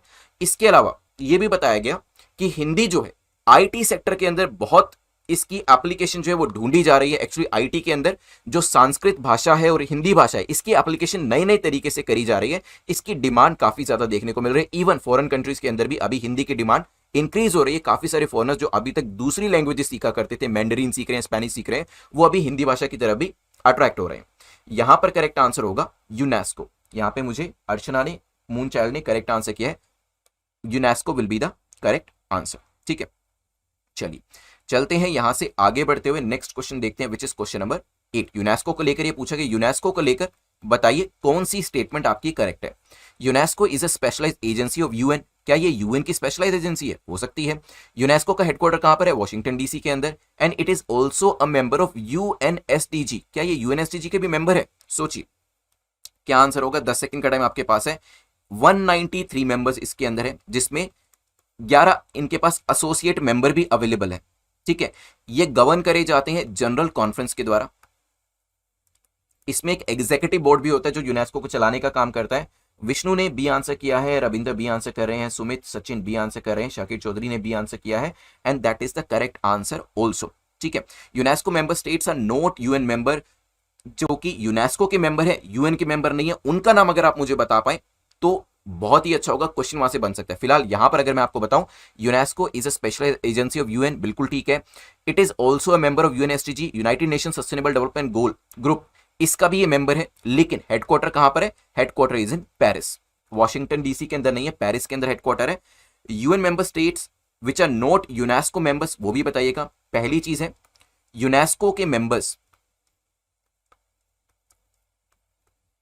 That are not UN members, ये नाम बताइए। दूसरा बताएं यूनेस्को के मेंबर्स जो नहीं है लेकिन वो यूएन के मेंबर्स हैं, नाम बताइए। यूनेस्को के मेंबर है, यूएन के मेंबर नहीं है, यूएन के मेंबर है, यूनेस्को के मेंबर नहीं है, बताएं। रोशनी कह रहे हैं पैलेस्टाइन, अवनीश कह रहे हैं इजराइल, यूएसए, लेकिन कहां पर कौन सा नाम लिखूं? देखिए यहां पर मैंने आपको पहले भी बताया था, द यूएन मेंबर स्टेट्स जो कि यूनेस्को के मेंबर नहीं है, उसमें 3 नाम मैंने आपको बताए थे। यहां पे इसे ILU करके याद कर लीजिएगा, इलू करके याद कर लीजिएगा इसे। इजराइल, लिंकनस्टाइन एंड यूनाइटेड स्टेट्स, ये 3 नाम आपको यहां पर मिल जाएंगे, ठीक है। ये जो भी निमोनिक आप बनाना चाहें उस हिसाब से बना सकते हैं। देन ऊपर आएंगे यूनेस्को मेंबर स्टेट जो कि यूएन के मेंबर नहीं है, यहां पर भी आपको 3 नाम दिखाई देंगे। एक है कुक आइलैंड, एक है नाम न्यू और एक है आपका पैलेस्टीन,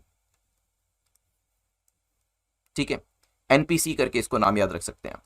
चलिए चलते हैं यहां से आगे बढ़ते हुए नेक्स्ट क्वेश्चन के ऊपर। Next question is question number 9, easy question है। What is India's ranking in Henley passport index. हमने अभी देखा हेनले पासपोर्ट इंडेक्स निकला जिसमें इंडिया ने अपनी रैंकिंग को किया है इंप्रूव। लास्ट टाइम के कंपैरिजन में हमने यहां पर अपनी रैंकिंग को किया है इंप्रूव, मींस हमारे पासपोर्ट की पावर बढ़ रही है, हमारे पासपोर्ट की एक्सेप्टेबिलिटी बढ़ रही है, वीजा ऑन अराइवल जो कंट्रीज हमें देती हैं वो भी बढ़ रही हैं। यहां पे सुमित ने लिखा है A and Sumit is absolutely right. दोनों सुमित पात्रा ने, सुमित ने करेक्ट आंसर दिया, अनुराग ने करेक्ट आंसर किया है, जेम्स बॉन्ड ने 90 लिखा है। 90 was the rank in the previous year, अभी जो है 83 रैंक आया है, पिछले साल हमने 90 रैंक किया था और यहां पर हमें इंप्रूवमेंट जो है वो भी देखने को मिल रहा है, ठीक है। चलिए चलते हैं यहां से आगे बढ़ते हुए लास्ट क्वेश्चन के ऊपर, फिर करते हैं एक डिस्कशन और रिविजन। वर्ल्ड इकोनॉमिक फोरम को लेकर पूछा गया कि बताइए करेक्ट स्टेटमेंट कौन सी है। आपसे बेसिकली पूछा है कि बताएं कौन सी रिपोर्ट्स जो है वर्ल्ड इकोनॉमिक फोरम जो है वो पब्लिश करती है। क्या ग्लोबल कंपेटिटिवनेस रिपोर्ट ये लेकर आते हैं, global gender gap report, travel and tourism competitiveness report. अभी रिसेंटली वर्ल्ड इकोनॉमिक फोरम ने क्या किया है, एक ग्लोबल रिस्क रिपोर्ट को पब्लिश किया है। किसको पब्लिश किया है, ग्लोबल रिस्क रिपोर्ट को। और इस ग्लोबल रिस्क रिपोर्ट के हिसाब से उन्होंने कहा है कि 10 में से एक कंट्री ऐसी है जो आने वाले 3 साल में इकोनॉमिक रिकवरी अपनी अच्छे से कर पाएगी, बाकी 9 कंट्रीज कोरोना के चलते अच्छे से रिकवरी नहीं कर पाएगी। यहां पर किरण ने डी लिखा है, अवनीत ने ऑल लिखा है। ओके, यहां पे मैंने आपको एक तरीका भी बताना था जो मैंने इवनिंग में भी आपको बताया था। सो बेसिकली याद रखिएगा जो भी रिपोर्ट्स इनके द्वारा पब्लिश करी जाती है उसके नाम क्या है, ग्लोबल होने के चांसेस बढ़ जाते हैं, जैसे global risk index, global gender gap, global competitiveness. तो ग्लोबल आ जाएगा तो चांसेस आर वेरी लाइकली कि वो वर्ल्ड इकोनॉमिक फोरम की रिपोर्ट रहेगी, ठीक है। साथ ही साथ टूरिज्म कंपेटिटिवनेस रिपोर्ट भी इनके द्वारा लेकर आई जाती है। IEFPA comes under which ministry, कौन से मंत्रालय के एडमिनिस्ट्रेटिव कंट्रोल के अंदर IEFPA आता है, ये है क्या वो भी डिस्कस करेंगे। यहां पर ministry of commerce, corporate affairs, finance और MSME दिया है। 10 सेकंड का टाइम आपके पास है, सोचिए। रिसेंटली IEFPA जो है आपका है, इन्होंने MOU साइन किया है इग्नू के साथ थ्रू अ वर्चुअल इवेंट। इसकी फुल फॉर्म भी मुझे जरूर बताइएगा, ये कौन से मंत्रालय के अंतर्गत आता है। इवनिंग में हमने न्यूज डिस्कस करी थी, वहां पर मैंने आपको इसके बारे में बताया था कि ये जो पर्टिकुलर MOU इग्नू के साथ साइन किया है इससे क्या फायदा होगा। कॉर्पोरेट अफेयर्स के अंदर आता है, अवनीत ने यहां पर आंसर किया है। ओके, बाकी लोग बताएं। चंदन कुमार ने बी लिखा है, which is again the correct answer. Saumya ने भी बी लिखा, बिल्कुल ठीक है, क्योंकि शाम को इवनिंग में कंफ्यूजन हुआ था, कुछ लोगों ने इसे दूसरे मंत्रालय के अंतर्गत बताया था। MOC भी कुछ लोग कह रहे थे, but it comes under the administrative control of corporate affairs, ठीक है, ध्यान रखिएगा। नाउ यहां पर नेक्स्ट क्वेश्चन पे चलते हैं। नेक्स्ट क्वेश्चन आपका है ज्ञान दर्शन को लेकर। ज्ञान दर्शन इज ए कोलैबोरेशन अमंग, ज्ञान दर्शन किस किस के बीच का कोलैबोरेशन है, MHRD, ministry of IB, Prasar Bharati, IGNOU. 4 नाम आपको दिए हैं, सोचिए इसके बारे में, फिर करते हैं डिस्कशन। ज्ञान दर्शन एक चैनल है जो कि एजुकेशन पर्पस के लिए यूज किया जाता है। 2000 के अंदर, ईयर 2000 के अंदर इसको लॉन्च किया गया था। It's a 24 hour education channel. काफी सारे UPSC के एस्पिरेंट भी इसको देखते हैं। वैरायटी ऑफ सब्जेक्ट्स को इसके अंदर कवर किया जाता है और ऑल एज के व्यूअर्स आपको यहां पर देखने को मिलेंगे, ठीक है। चलिए यहां पर सुमित ने डी आंसर किया है, ओके, और दीपक ने ए लिखा है, निहारिका डी कह रहे हैं, फैज आलम ने 1 2 3 लिखा है, ओके। बाकी लोग बताएं। देखिए 2000 में इसे लॉन्च किया गया था। ज्ञान दर्शन एक 24 आवर एजुकेशन चैनल है जो कि बेस्ट एजुकेशनल प्रोग्राम प्रोवाइड करता है, और ये कोलैबोरेशन था जब MHRD एग्जिस्ट किया करती थी, जब जिसको आज हम मिनिस्ट्री ऑफ एजुकेशन कहते हैं। इंफॉर्मेशन ब्रॉडकास्टिंग मिनिस्ट्री भी इसमें शामिल थी, प्रसार भारती भी, और इग्नू भी इसके अंदर शामिल था, ठीक है। चलिए करेक्ट आंसर क्या हो जाएगा, D will be the correct answer. Recently global economic prospect जो है उसे रिलीज किया गया है। आपको बताना है कि किसके द्वारा रिलीज किया गया, UN के द्वारा, WTO, IMF या फिर नन ऑफ द अबव। बताएं। ये जो ग्लोबल इकोनॉमिक प्रोस्पेक्ट है ये कह रहा है कि आने वाले टाइम में जो ग्रोथ है वो स्लो चलेगी। इवन इस साल नहीं, अगले साल भी 2023 के अंदर भी ग्रोथ के अंदर आपको ज्यादा इजाफा देखने को नहीं मिलेगा, खासतौर पे डेवलपिंग इकोनॉमीज के अंदर। थर्ड के आंसर में मेरे पास डी आंसर दिया, अनूप ने, रुचिता ने डी लिखा है, और यहां पर अवनीश ने भी डी लिखा है, अनुराग भी डी कह रहे हैं, क्योंकि इसका आंसर क्या होगा, ये जो ग्लोबल इकोनॉमिक प्रोस्पेक्ट है ये वर्ल्ड बैंक के द्वारा लाए गए हैं। इवन तो याद रखिएगा, मैंने कल आपको बताया था कि डब्ल्यूटीओ की मोस्ट ऑफ द जो रिपोर्ट्स होती हैं, जो हमने कल देखी थी, ठीक है, वो ग्लोबल शब्द उसमें पहले लगता है, लेकिन मैंने आपको तब भी बताया था सारी नहीं, ये ध्यान रखिएगा, जस्ट बिकॉज डब्ल्यूटीओ की सारी रिपोर्ट्स के आगे ग्लोबल लग रहा है या मोस्ट ऑफ द रिपोर्ट्स के आगे ग्लोबल लग रहा है, डजंट मीन कि बाकी ऑर्गेनाइजेशन ग्लोबल नाम पहले नहीं लगा सकती जो भी रिपोर्ट्स वो रेडी कर रही हैं, ठीक है। करेक्ट आंसर क्या हो जाएगा, D will be the correct answer. चलते हैं यहां से आगे बढ़ते हुए नेक्स्ट क्वेश्चन को देखते हैं, विच is question number 4। Consider the following statement about election funding. Election funding को लेकर पूछा कि बताइए करेक्ट स्टेटमेंट आपकी कौन सी है। There is a cap on funding by corporates. Corporates जो फंडिंग करते हैं उसके ऊपर कोई कैप लगाया गया कि आप इतनी फंडिंग कर सकते हैं, उसके बियॉन्ड नहीं कर सकते। पॉलिटिकल पार्टीज जो है वो आरटीआई की एम्बिट के अंदर आती हैं। N electoral bond is like a promissory note. जो इलेक्टोरल बॉन्ड होता है वो एक प्रोमिसरी नोट के तरीके से होता है, उसी के तरीके से काम करता है। What should be the correct answer now. काफी ज्यादा मनी जो है वो इलेक्शंस के अंदर खर्च करी जाती है, इसके प्रचार प्रसार के अंदर, कैनवसिंग के अंदर, कैंपेनिंग के अंदर काफी ज्यादा पैसा जो है वो खर्च किया जाता है, और ये पैसा आता कहां से, फंडर से। और प्रॉब्लम क्या है कि जब फंडर्स यहां पर मान लीजिए 100 करोड़ लगाते हैं इलेक्शन के अंदर, तो डेफिनेटली वो चाहेंगे कि उनकी इन्वेस्टमेंट डबल हो, ट्रिपल हो, ये एक्सपेक्टेशन भी करी जाती है। शगीर ने सी लिखा है, अवनीश अनूप ने सी आंसर किया है, और सचिन ने सी लिखा है, अनुराग भी सी कह रहे हैं, बिल्कुल ठीक है। There used to be a cap. पहले एक कैप हुआ करती थी जब बताया जाता था कि इतना ही आप फंड कर सकते हैं, लेकिन अभी ऐसी कोई कैप एग्जिस्ट नहीं करती है, ठीक है, ध्यान रखिएगा। There was a cap on how much a corporate can donate to a political party. अपने प्रॉफिट में से कोई कॉर्पोरेट, कोई कंपनी कितना पैसा दे सकती है। The upper limit has been removed. Upper limit जा चुकी है, ठीक है। पॉलिटिकल पार्टीज आरटीए की एम्बिट में आती हैं, हालांकि वो खुद बेशक से मना करती रहे, और इंफॉर्मेशन प्रोवाइड करने की बारी आती है तो इंफॉर्मेशन प्रोवाइड भी नहीं करती, बट दैट डजंट मीन कि आरटीए के अंडर में वो नहीं है। इलेक्ट्रल बॉन्ड जो होता है प्रोमिसरी नोट के तरीके से ही काम करता है। आंसर क्या हो जाएगा, सी। इलेक्ट्रल बॉन्ड्स के ऊपर भी क्वेश्चन जो थे वो रेज किए जा रहे थे, क्योंकि कहा जा रहा था transparency in funding is absent. क्योंकि मान लीजिए यहां पर जब भी इलेक्ट्रल बॉन्ड दिया जाता है, फॉर एग्जाम्पल अगर यहां पे आदर्श का और सुमित का एग्जाम्पल है, आदर्श और सुमित अपनी अपनी पसंद की पार्टी को, पार्टी एक्स और पार्टी वाई को यहां पर एक इलेक्ट्रल बॉन्ड देते हैं। जो आदर्श है वो यहां पर 1 लाख का देते हैं, और यहां पे सचिन 2 लाख का बॉन्ड देते हैं। तो ये जो bond X party Y party को मिलेगा, क्या उनको ये चीज पता चल पाएगी कि ये उनको जो बॉन्ड दिया गया है, जो ये फंडिंग उनकी करी है, वो किसके द्वारा करी गई है, यस और नो। आंसर क्या होगा, नो। क्योंकि यहां पर जो इलेक्ट्रल बॉन्ड है वो आइडेंटिटी को हाइड करके रखता है, आइडेंटिटी रिलीज नहीं करी जाती है, ठीक है। चलिए ध्यान रखिएगा। यहां पर नेक्स्ट क्वेश्चन पे चलते हैं। नेक्स्ट क्वेश्चन हमारा है question number 5। What is the condition और the conditions to get the electoral bonds. Electoral bonds कोई भी पॉलिटिकल पार्टी को कब मिल सकता है। पहली कंडीशन कहती है secured at least 1% of the votes polled in the most recent general election और असेंबली इलेक्शन। अगर उनको जितने भी वोट डाले गए उसका 1% मिल जाता है मिनिमम, तो ये चीजें करी जा सकती है। Any party that is registered under section 29A of the RPA. तो यहां पर अगर पार्टी रजिस्टर्ड है तो भी उनको ये मिल सकता है। 10 सेकंड का टाइम आपके पास है, सोचिए क्या आंसर होगा, फिर करते हैं डिस्कशन इसको लेकर। Electoral bonds they don't bear the name of the donor. जो भी व्यक्ति उसे डोनेट करता है, चाहे यहां पर सौम्या करें, शिव प्रकाश करे, सलोनी करे या अनुराग करे, उनका नाम नहीं लिखा होगा, ठीक है। यहां पर एएस चौहान ने सी आंसर किया है, दिव्या सिंह डी कह रहे हैं। ओके, अलग अलग आंसर्स आ रहे हैं मेरे पास, सी और डी आंसर आ रहे हैं। 2 कंडीशंस फुलफिल शिव कह रहे हैं। ओके, केवल 2 लिखा है। देखिए यहां पर पहली कंडीशन है एंड दूसरी कंडीशन है, दोनों कंडीशन जब सेटिस्फाई होती है मींस 1 और 2, तो यहां पर क्या होगा, जो पार्टी है वो क्वालिफाई होती है यहां पर इलेक्टोरल बॉन्ड्स को लेने के लिए, ठीक है।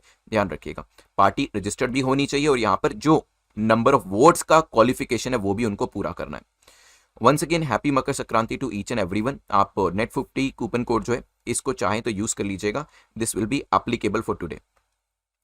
चलते हैं नेक्स्ट क्वेश्चन के ऊपर, which is question number 6। Question number 6 बात करता है which village is set to become India's first sanitary napkin free panchayat village recently.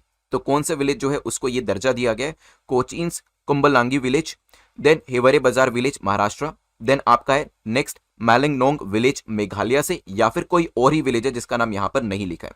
This village is also the first eco tourism village in India, और यहां पर अब first sanitary napkin free panchayat ये बन गया है।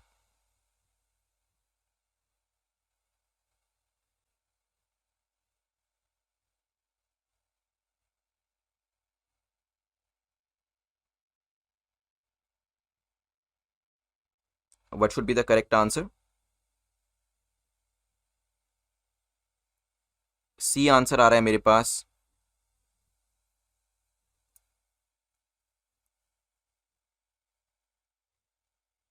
भरत ने ए लिखा है, दिव्या सी कह रहे हैं, सुमित सी कह रहे हैं।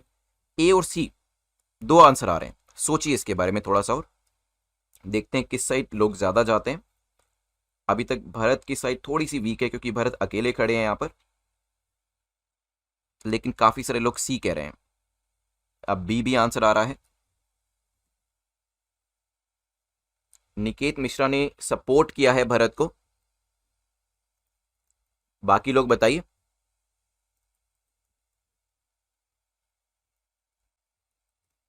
क्या लगता है आपको आंसर क्या होगा ए और सी में? अभी ए को काफी सारे लोग सपोर्ट कर रहे हैं, भरत ने तो कह ही दिया है। ओके, निकेत कह रहे हैं केरला का है ना सर? यस, केरला का है, बिल्कुल ठीक है। यहां पर कोचिंस कंबल लांगी विलेज, अभी कुछ देर पहले ही इसके लेकर न्यूज है, अराउंड 7-8 घंटे पहले ही इसको लेकर न्यूज आई थी। तो यहां पर 5000 मेंस्ट्रुअल कप्स जो हैं वो डिस्ट्रीब्यूट किए जाएंगे विमेन को aged 18 above in Kumbalangi village. ये जो आपका विलेज है, it is very near to the Kochi city, it is an island village basically, ठीक है। और ये मेजर टूरिस्ट अट्रैक्शन भी माना जाता है। चाइनीज फिशिंग नेट्स जो आज से कुछ टाइम पहले भी न्यूज में रहा करती थी, वो काफी फेमस है यहाँ की चाइनीज फिशिंग नेट्स, ठीक है। Village is also the first eco tourism village in India, ठीक है। तो करेक्ट आंसर क्या हो जाएगा? A will be the correct answer. चलिए चलते हैं यहां से आगे बढ़ते हुए नेक्स्ट क्वेश्चन को देखते हैं, विच इज क्वेश्चन नंबर 7। कागजी लेमन न्यूज में थे, कागजी लेमन पूछा गया, कागजी लेमन को लेकर बताएं कौन सी स्टेटमेंट आपकी करेक्ट है। ये कर्नाटका में प्रोड्यूस किए जाते हैं, इनको जीआई टैग दिया गया है। एंड नागपुर के कचाई लेमन जो है उनको इनसे पहले पहला पहला जो टैग है जीआई टैग वो दिया जा चुका है।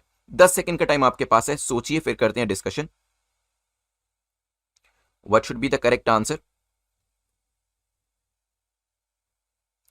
अमित सामल ने ए लिखा है, दीपक ए आंसर कर रहे हैं, रुचिता सिंह ए, शिव प्रकाश भी ए कह रहे हैं। चलिए बढ़िया। तो यहां पर कर्नाटका, नॉर्दर्न कर्नाटका के अंदर इन्हें कल्टीवेट किया जाता है, लेकिन जीआई टैग अभी मिला नहीं है। कहा जा रहा है कि 1 महीने के अंदर ये मिल जाएगा। पिछले 5 साल से कर्नाटका जो है इसके लिए ट्राई कर रहा था और अभी ऑलमोस्ट इसके लिए अप्रूवल आ चुका है। विद इन अ मंथ इसको अलॉट किया जाएगा। विजयपुरा डिस्ट्रिक्ट के अंदर कल्टीवेट किए जाते हैं कागजी लेमन्स। ये जो है इनका बाहरी जो सरफेस होता है वो काफी थिन होता है and they are very very juicy, they are considered very very juicy. यहां पर नागपुर के कचाई लेमन को पहला लेमन वैरायटी का जीआई टैग मिला था। नो, कचाई लेमन को तो मिला है, लेकिन दीस कचाई लेमन दे बिलोंग्स टू, कहां से आते हैं? मणिपुर से, नागपुर से नहीं, मणिपुर से। तो आंसर क्या हो जाएगा? A will be the correct answer. चलते हैं नेक्स्ट क्वेश्चन के ऊपर, which is question number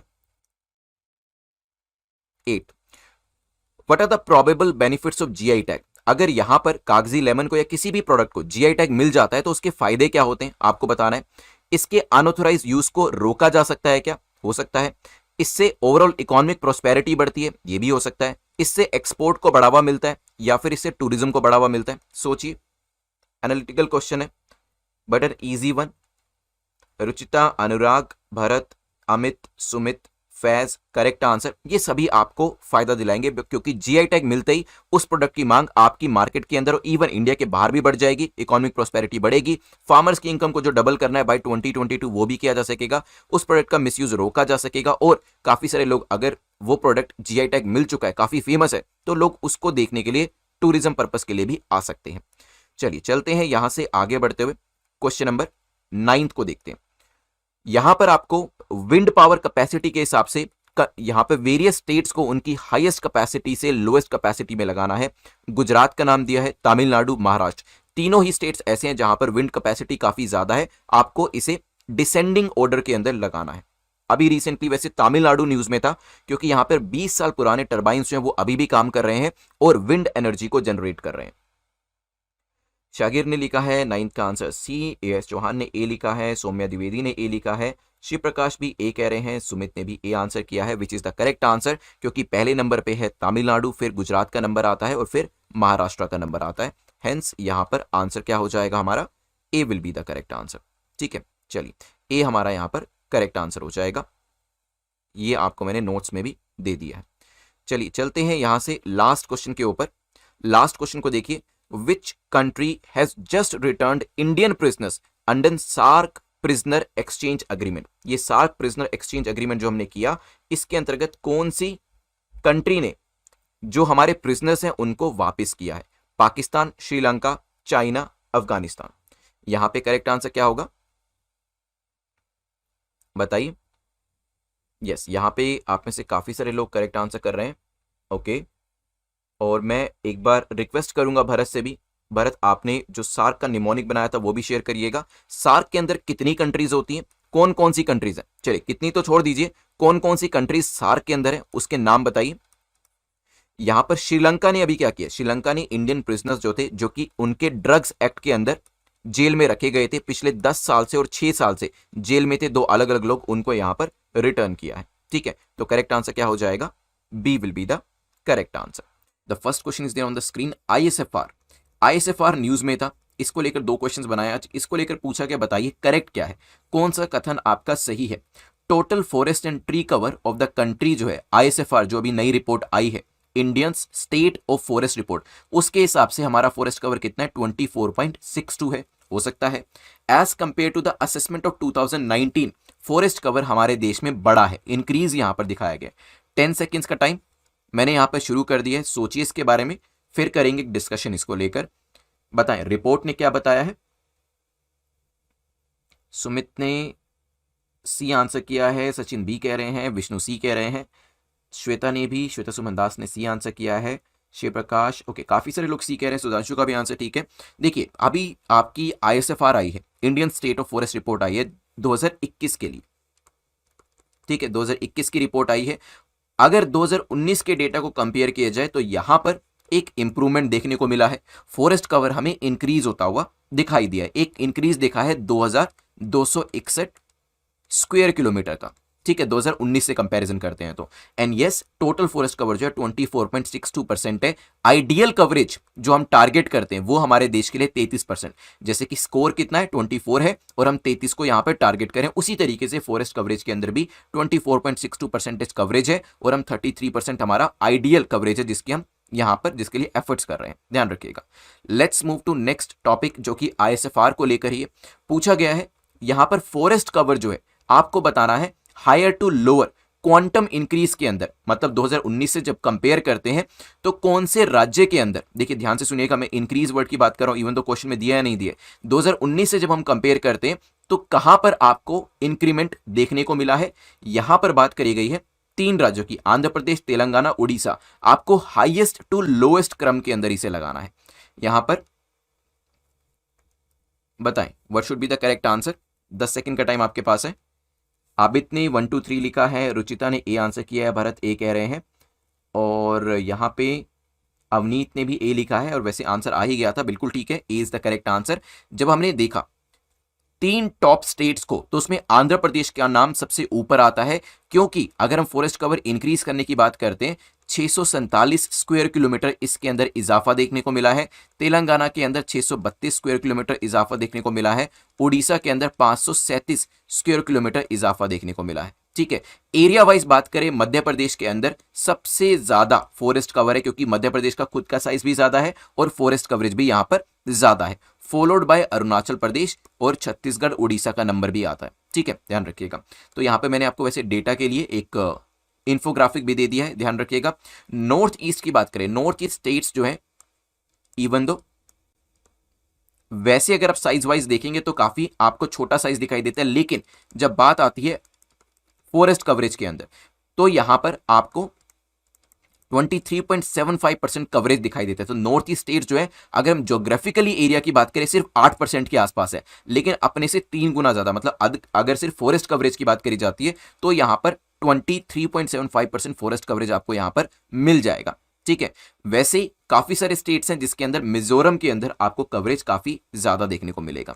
mangrove के बारे में बात करें, क्योंकि रिपोर्ट को लेकर बात करी गई है, तो मैनग्रोव का फॉरेस्ट कवरेज, जो मैनग्रोव का एरिया है वो भी इंक्रीज हुआ है 0.15% से। ठीक है, चलिए यहां पे आईएसएफआर को लेकर एक क्वेश्चन पूछा कि बताएं इसको लेकर, आईएसएफआर को लेकर कौन सी स्टेटमेंट करेक्ट है।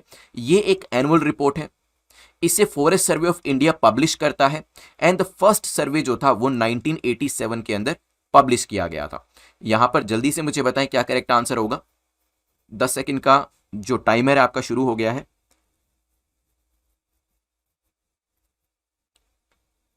रुचिता, अनुराग, भरत ने सी लिखा है, श्वेता सी कह रहे हैं, पूनम, किरण, शिखा ने भी सी आंसर किया है।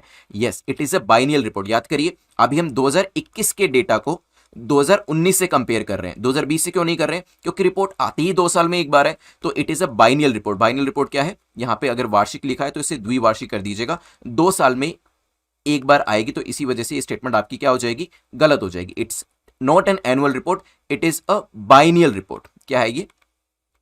बाइनियल रिपोर्ट है, तो ये एनुअल वाली चीज गलत हो जाएगी। और पहली स्टेटमेंट अगर आपने गलत करी, मतलब एलिमिनेट कर दी, तो बचा क्या? सिर्फ सी बचा। इट मींस बाकी 2 चीजें ठीक हो जाती हैं। फॉरेस्ट सर्वे 1987 में पब्लिश किया गया और फॉरेस्ट सर्वे ऑफ इंडिया इसको लेकर आता है। ये चीजें ध्यान रखिएगा, ठीक है। India is one of the few countries in the world that brings such report. तो बहुत कम कंट्रीज इस तरीके की रिपोर्ट लाती है और हमारे यहाँ पे 2 साल में एक बार इस रिपोर्ट को लेकर आया जाता है। Next question is question number 4, जो कि टॉप्स के बारे में पूछा कि टॉप्स कौन से मंत्रालय का फ्लैगशिप प्रोग्राम है? एजुकेशन मिनिस्ट्री का है, यूथ अफेयर मिनिस्ट्री का है, माइक्रो स्मॉल मीडियम एंटरप्राइज का है, नन ऑफ द अबव। बताएं। टॉप्स एक फ्लैगशिप प्रोग्राम है जो अभी न्यूज में था। लेट्स सी कितने लोग आंसर कर पाते हैं क्वेश्चन नंबर 4 को।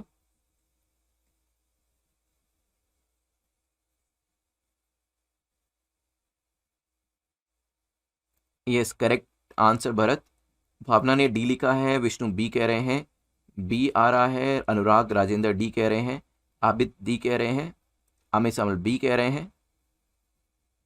ओके, बी और डी अलग अलग आंसर्स आ रहे हैं, ऐसा क्यों?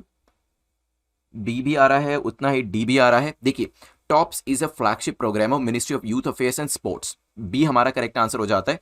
टॉप्स की फुल फॉर्म मुझे कोई बता दीजिए, बताइए टॉप्स की फुल फॉर्म। हमने इवनिंग वाले बैच के अंदर भी इसको डिस्कस किया था, याद करिए। जो टेक्स्ट बुक के ऊपर हमने अपना करंट अफेयर्स का बैच किया था, करंट अफेयर्स का सेशन किया था, वहां पर भी आज 6 बजे इसको डिस्कस किया था। गुड इवनिंग, चंदन भी आ चुके, चंदन भी थे उस ग्रुप के अंदर, उस लेक्चर के अंदर। बहुत बढ़िया। टारगेट ओलंपिक्स पोडियम स्कीम किसने लिखा है? अनुराग ने। बहुत बढ़िया, सुमित का भी आंसर करेक्ट है। टारगेट ओलंपिक्स पोडियम स्कीम, ठीक है, जिसके अंदर क्या किया जाता है? जिसके अंदर जो एथलीट्स हैं, टॉप एथलीट्स, उनको ट्रेन किया जाता है, उनको असिस्टेंस जो है वो यहां पर दी जाती है, ठीक है, ताकि ओलंपिक्स पैरालंपिक्स के लिए वो अपने आप को रेडी कर पाए और इंडिया के लिए ज्यादा से ज्यादा मेडल्स हम जीत पाए, ठीक है। चलिए ध्यान रखिएगा, कौन इसे इंप्लीमेंट कौन कर रहे हैं? Sai. It is implemented bye sports authority of India. चलते हैं नेक्स्ट, पोंगल बर्ड काउंट जिसे कि पीबीसी कहा जाता है, ये किस राज्य से रिलेट करता है? याद करिए, इवनिंग के अंदर काफी सारे लोगों की गलती हुई थी, अभी गलती नहीं होनी चाहिए। Tamil Nadu, Kerala, Karnataka, none of the above. 10 second का टाइम आपके पास है, सोचिए क्या आंसर होगा। पोंगल बर्ड काउंट एक एनुअल बर्ड मॉनिटरिंग प्रोग्राम है जिसे 2015 में शुरू किया गया था। यहां पर अभी गलती नहीं होनी चाहिए, तो बिल्कुल ठीक है, गलती हो भी नहीं रही है। ए आपका आंसर आ रहा है। याद करिए, इवनिंग में सब लोगों ने केरला आंसर किया था, केरला नहीं है। केरला के अंदर क्या होता है? केरला के पास भी इसी तरीके का एक प्रोग्राम है जिसे कहा जाता है ओनम बर्ड काउंट। उसी से ही इन्फ्लुएंस होके पोंगल बर्ड काउंट जो है तमिलनाडु के अंदर शुरू किया गया है। इसमें क्या है? People across Tamil Nadu they will observe birds for minimum of 15 minutes, और क्या करेंगे? जो भी बर्ड्स वो ऑब्जर्व करते हैं उसको ई बर्ड प्लेटफॉर्म पोर्टल के ऊपर उस जानकारी को शेयर करेंगे, ठीक है। करेक्ट आंसर क्या हो जाएगा? A will be the correct answer. चलिए, बर्ड्स के जो एडवांटेजेस बेनिफिट्स होते हैं वो भी हमने डिस्कस कर लिए थे। खैर, यहां से आगे बढ़ते हैं नेक्स्ट टॉपिक के ऊपर। उससे पहले आपका रिपब्लिक डे का जो डिस्काउंट है वो ऑलरेडी एक्टिव कर दिया, तो आप नेट 50 कूपन कोड को यूज कर सकते हैं। जो भी प्रोग्राम आप सब्सक्राइब करना चाहते हैं, चाहे वो 200 डेज का क्रैश कोर्स हो, 2022 के लिए तैयारी कर रहे हैं तो 2022 का प्रोग्राम, इसी तरीके से 2023 के लिए भी प्रोग्राम इज अवेलेबल, जिसमें लाइव और आपके रिकॉर्डेड सेशंस दोनों रहते हैं। तो आप कोई भी प्रोग्राम जो आपको सूटेबल लगे वो ज्वाइन कर सकते हैं। चलते हैं नेक्स्ट टॉपिक के ऊपर, जो कि आर्कटिक लाइटिंग को लेकर है। पूछा गया आर्कटिक लाइटनिंग को लेकर बताएं कौन सी स्टेटमेंट करेक्ट है। आर्कटिक लाइटनिंग जो है यूजुअली एक रेयर फिनोमिना है। साइंटिस्ट जो है वो इसे की इंडिकेटर के तौर पे यूज करते हैं कि अगर लाइटनिंग ज्यादा है तो मतलब क्लाइमेट क्राइसिस हो रहे हैं। एंड ये क्या करता है? ये वार्मिंग टेम्परेचर को सिग्नल करता है। 10 सेकंड का टाइम आपके पास है, सोचिए क्या आंसर होगा, फिर करते हैं डिस्कशन।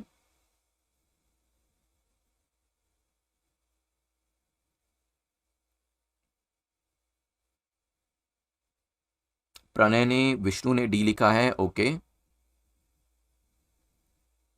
ऑल लिखा है, ओके, डी आंसर आ रहा है। देखिए, स्टडी ने बताया कि आर्कटिक लाइटनिंग जो है इसके अंदर 91% का इंक्रीमेंट देखा गया, मतलब काफी ज्यादा लाइटनिंग जो है वो हमें आर्कटिक वाले एरिया के अंदर देखने को मिल रही है। और वैसे अगर बात करें जाए, यूजुअली आपको यहां पे लाइटिंग देखने को नहीं मिलते, तो यस, आर्कटिक लाइटिंग जो एक रेयर फिनोमिना है। लेकिन क्योंकि अभी क्या हो रहा है, टेम्परेचर राइज हो रहा है, जिसकी वजह से क्या हो रहा है, यहां पर ज्यादा से ज्यादा लाइटनिंग देखने को हमें मिल रही है। तो तीनों स्टेटमेंट आपकी ठीक हो जाती है। आर्कटिक लाइटनिंग के अंदर आप कह सकते हैं लास्ट स्टडी के कंपैरिजन में twice the number of lightnings आपको यहां पर देखने को मिल रही है। ठीक है, इससे क्या हो रहा है, यहां पर एक्सट्रीम कोल्ड आउटब्रेक्स आपको देखने को मिल रहे हैं, हीट वेव्स भी आपको काफी ज्यादा देखने को मिल रही है।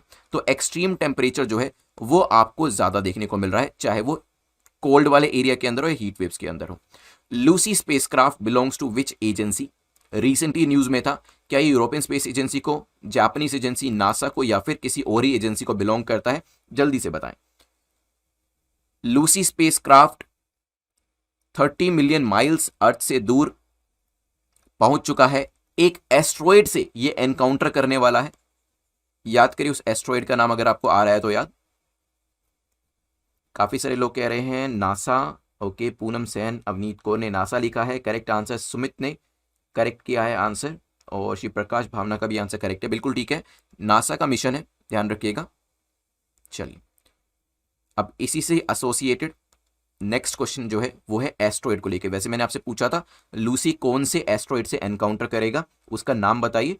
अमित सामल ने वैसे करेक्ट बता दिया, इवनिंग में डिस्कस किया था, डोनाल्ड जॉनसन। ठीक है, याद करिए, पैलियो एंथ्रोपोलॉजिस्ट थे जिनके नाम पर ये नाम रखा गया। Now these are rocky objects. Asteroid जो होते हैं, क्या वो रॉकी ऑब्जेक्ट्स होते हैं जो कि सन को ऑर्बिट करते हैं? मे बी ये प्लैनेट से कंपैरेटिवली छोटे साइज के होते हैं, इनको माइनर प्लैनेट भी क्या कहा जाता है? 10 सेकंड का टाइम है, सोचिए, याद करिए। मैंने आपको एक बताया था एमजे, माइकल जैक्सन, एमजे के बीच में आपको एस्ट्रॉयड बेल्ट मिलती है। ठीक है, ये रॉकी प्लैनेट्स होते हैं, प्लैनेट के कंपैरिजन में छोटा साइज होता है, रॉकी ऑब्जेक्ट्स होते हैं, और क्योंकि इनका साइज, मान लीजिए अर्थ है, अर्थ से काफी छोटा होगा, इसी वजह से इन्हें माइनर प्लैनेट्स भी कहा जाता है। करेक्ट आंसर क्या हो जाएगा? D will be the correct answer. ठीक है, नाउ एक चीज अगर मैं आपसे और पूछूं, एक है ट्रोजन एस्ट्रॉयड, ये क्या है? ये डिस्कस किया था हमने, ट्रोजन एस्ट्रॉयड, इवनिंग में ट्रोजन एस्ट्रॉयड के बारे में देखा था, बताइए।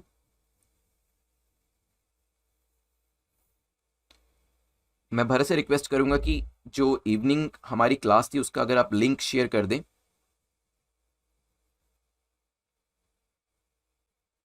नेपच्यून, मार्स, जुपिटर, अर्थ, बिल्कुल ठीक है। तो कौन से एस्ट्रॉयड होते हैं बताइए। यस, मान लीजिए ये एक ऑर्बिट है, किसका? ये अर्थ का ऑर्बिट है। अगर इसी ऑर्बिट को कोई दूसरा एस्ट्रॉयड मिमिक करता है, इसी के तरीके का एस्ट्रॉयड का खुद का भी एक क्या रहता है? ऑर्बिट रहता है, तो उसको क्या कहा जाता है? ट्रोजन एस्ट्रॉयड कहा जाता है, ध्यान रखिएगा। ठीक है, चलिए चलते हैं यहां से नेक्स्ट टॉपिक के ऊपर। Consider the following statement. आपको 3 स्टेटमेंट देकर पूछा है, बताइए करेक्ट स्टेटमेंट आपकी कौन सी है। इंडिया और कनाडा ने सेपा को साइन किया है अभी अभी। टू वे मर्चेंडाइज ट्रेड दोनों के बीच में 10 बिलियन के आसपास का था। ट्रेड जो है पेंडेमिक की वजह से डिक्लाइन किया था। 10 सेकंड का टाइम है, सोचिए, फिर करते हैं डिस्कशन।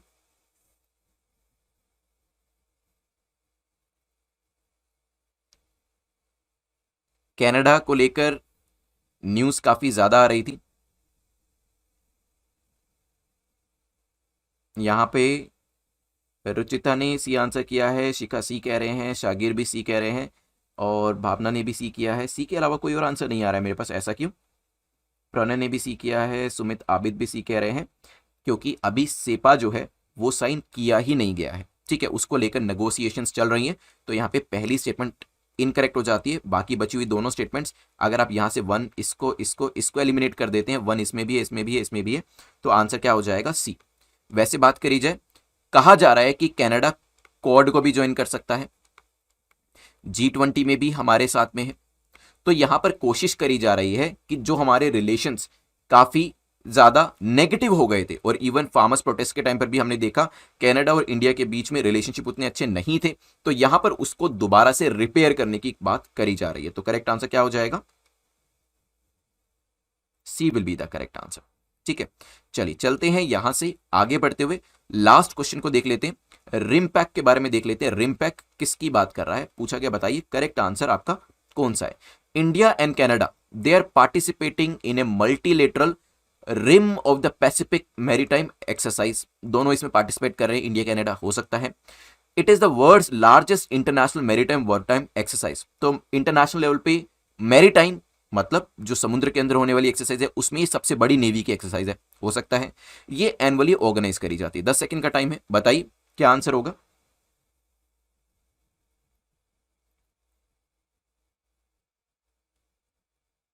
यहाँ पे आंसर्स में ए आ रहा है मेरे पास, किरण ने ए लिखा है, सुमित, अनुराग ने ए लिखा और बाइनली भी लिख दिया है अनुराग ने, फैंटास्टिक, बिल्कुल ठीक है।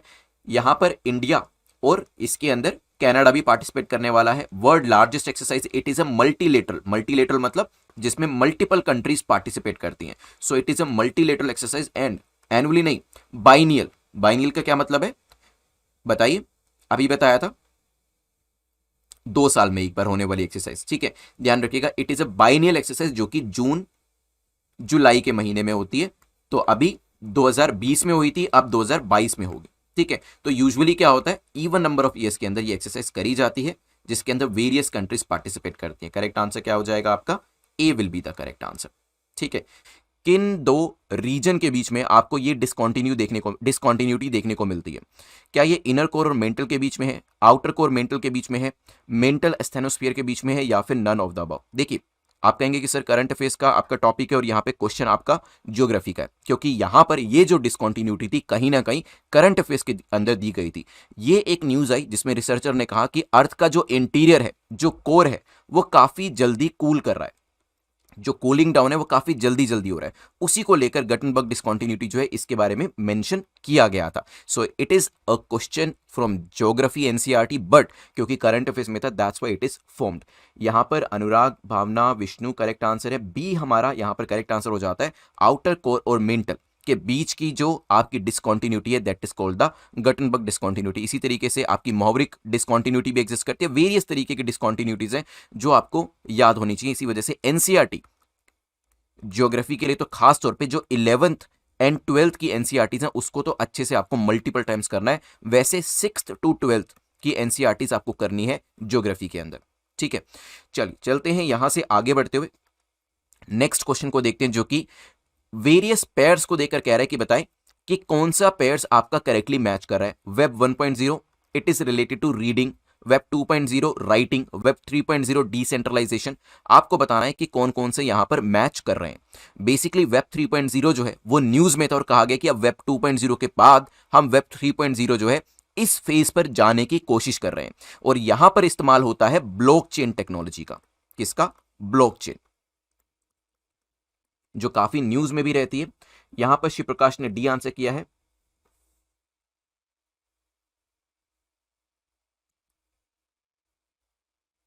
बाकी लोग बताइए।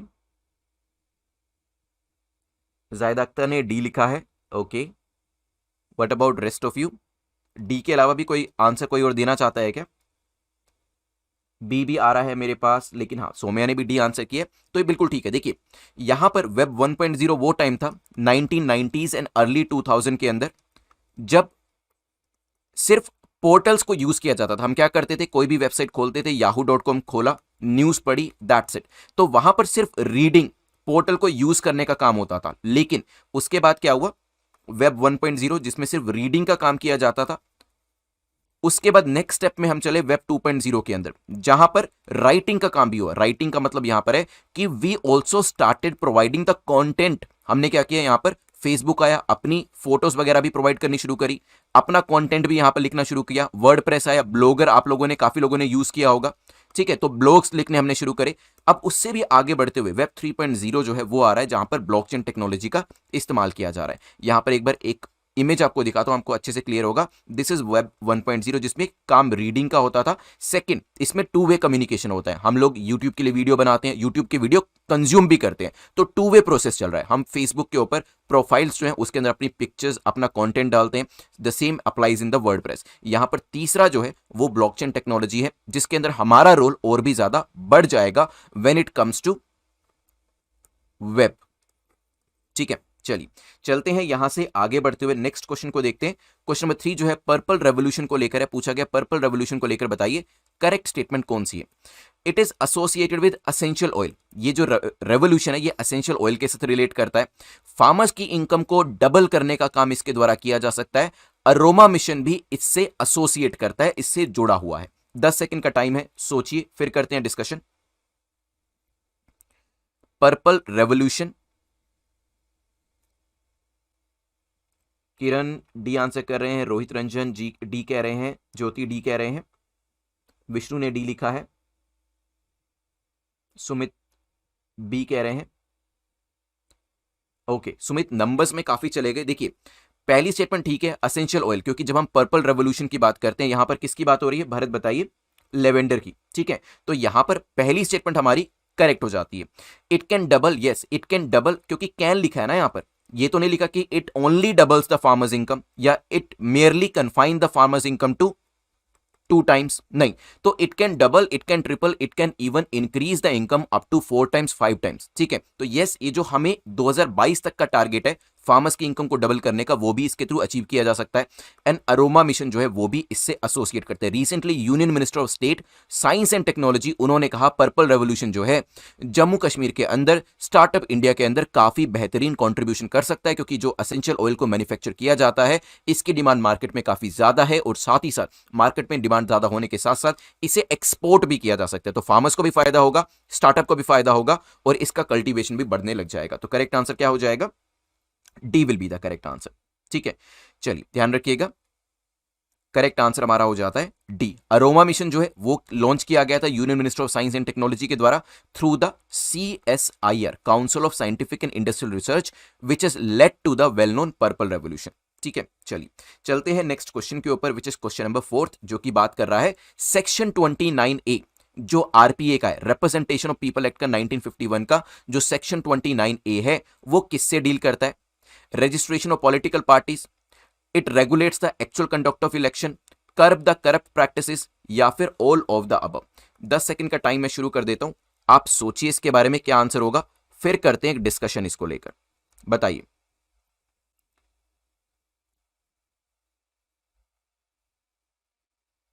यहां पर आंसर्स आ रहे हैं मेरे पास। भरत ने ए लिखा है, कुछ लोग डी आंसर कर रहे हैं।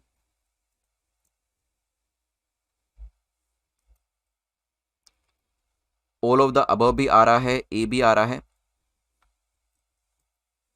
क्या होगा, ए होगा डी होगा? प्रमोद ए कह रहे हैं, सोमय सिंह ए कह रहे हैं।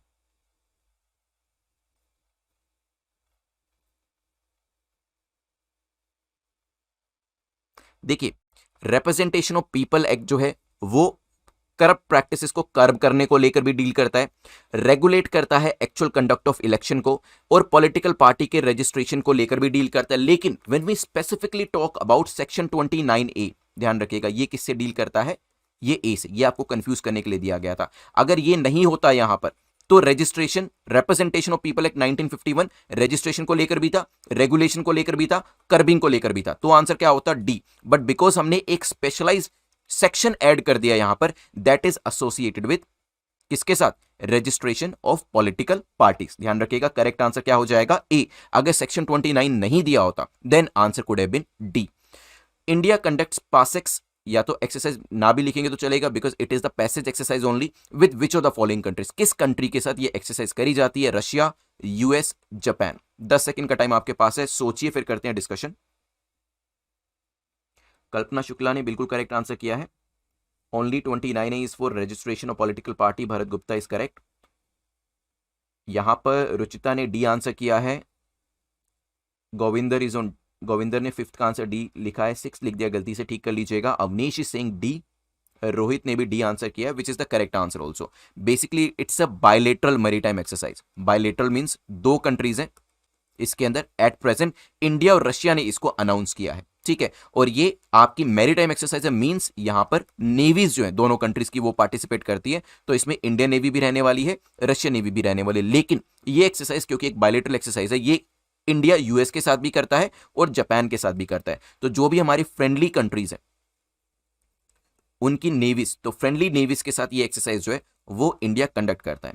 इंडियन नेवी जो है इस बार आईएनएस कोची के साथ इस एक्सरसाइज को कर रही है जनवरी 2022 के अंदर, अरेबियन सी के अंदर, वो भी किसके साथ कर रही है, रशियन नेवी के साथ। ठीक है, चलिए ध्यान रखिएगा इसके बारे में। Let's move to next question.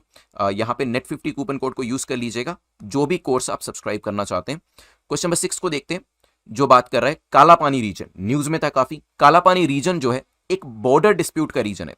ये कौन कौन से दो देशों के बीच में एक बोन ऑफ कंटेंशन बना हुआ है, अभी ये न्यूज दी गई थी, न्यूज भी मैं आपको बताऊंगा। फिलहाल आप यहां पर आंसर करिए।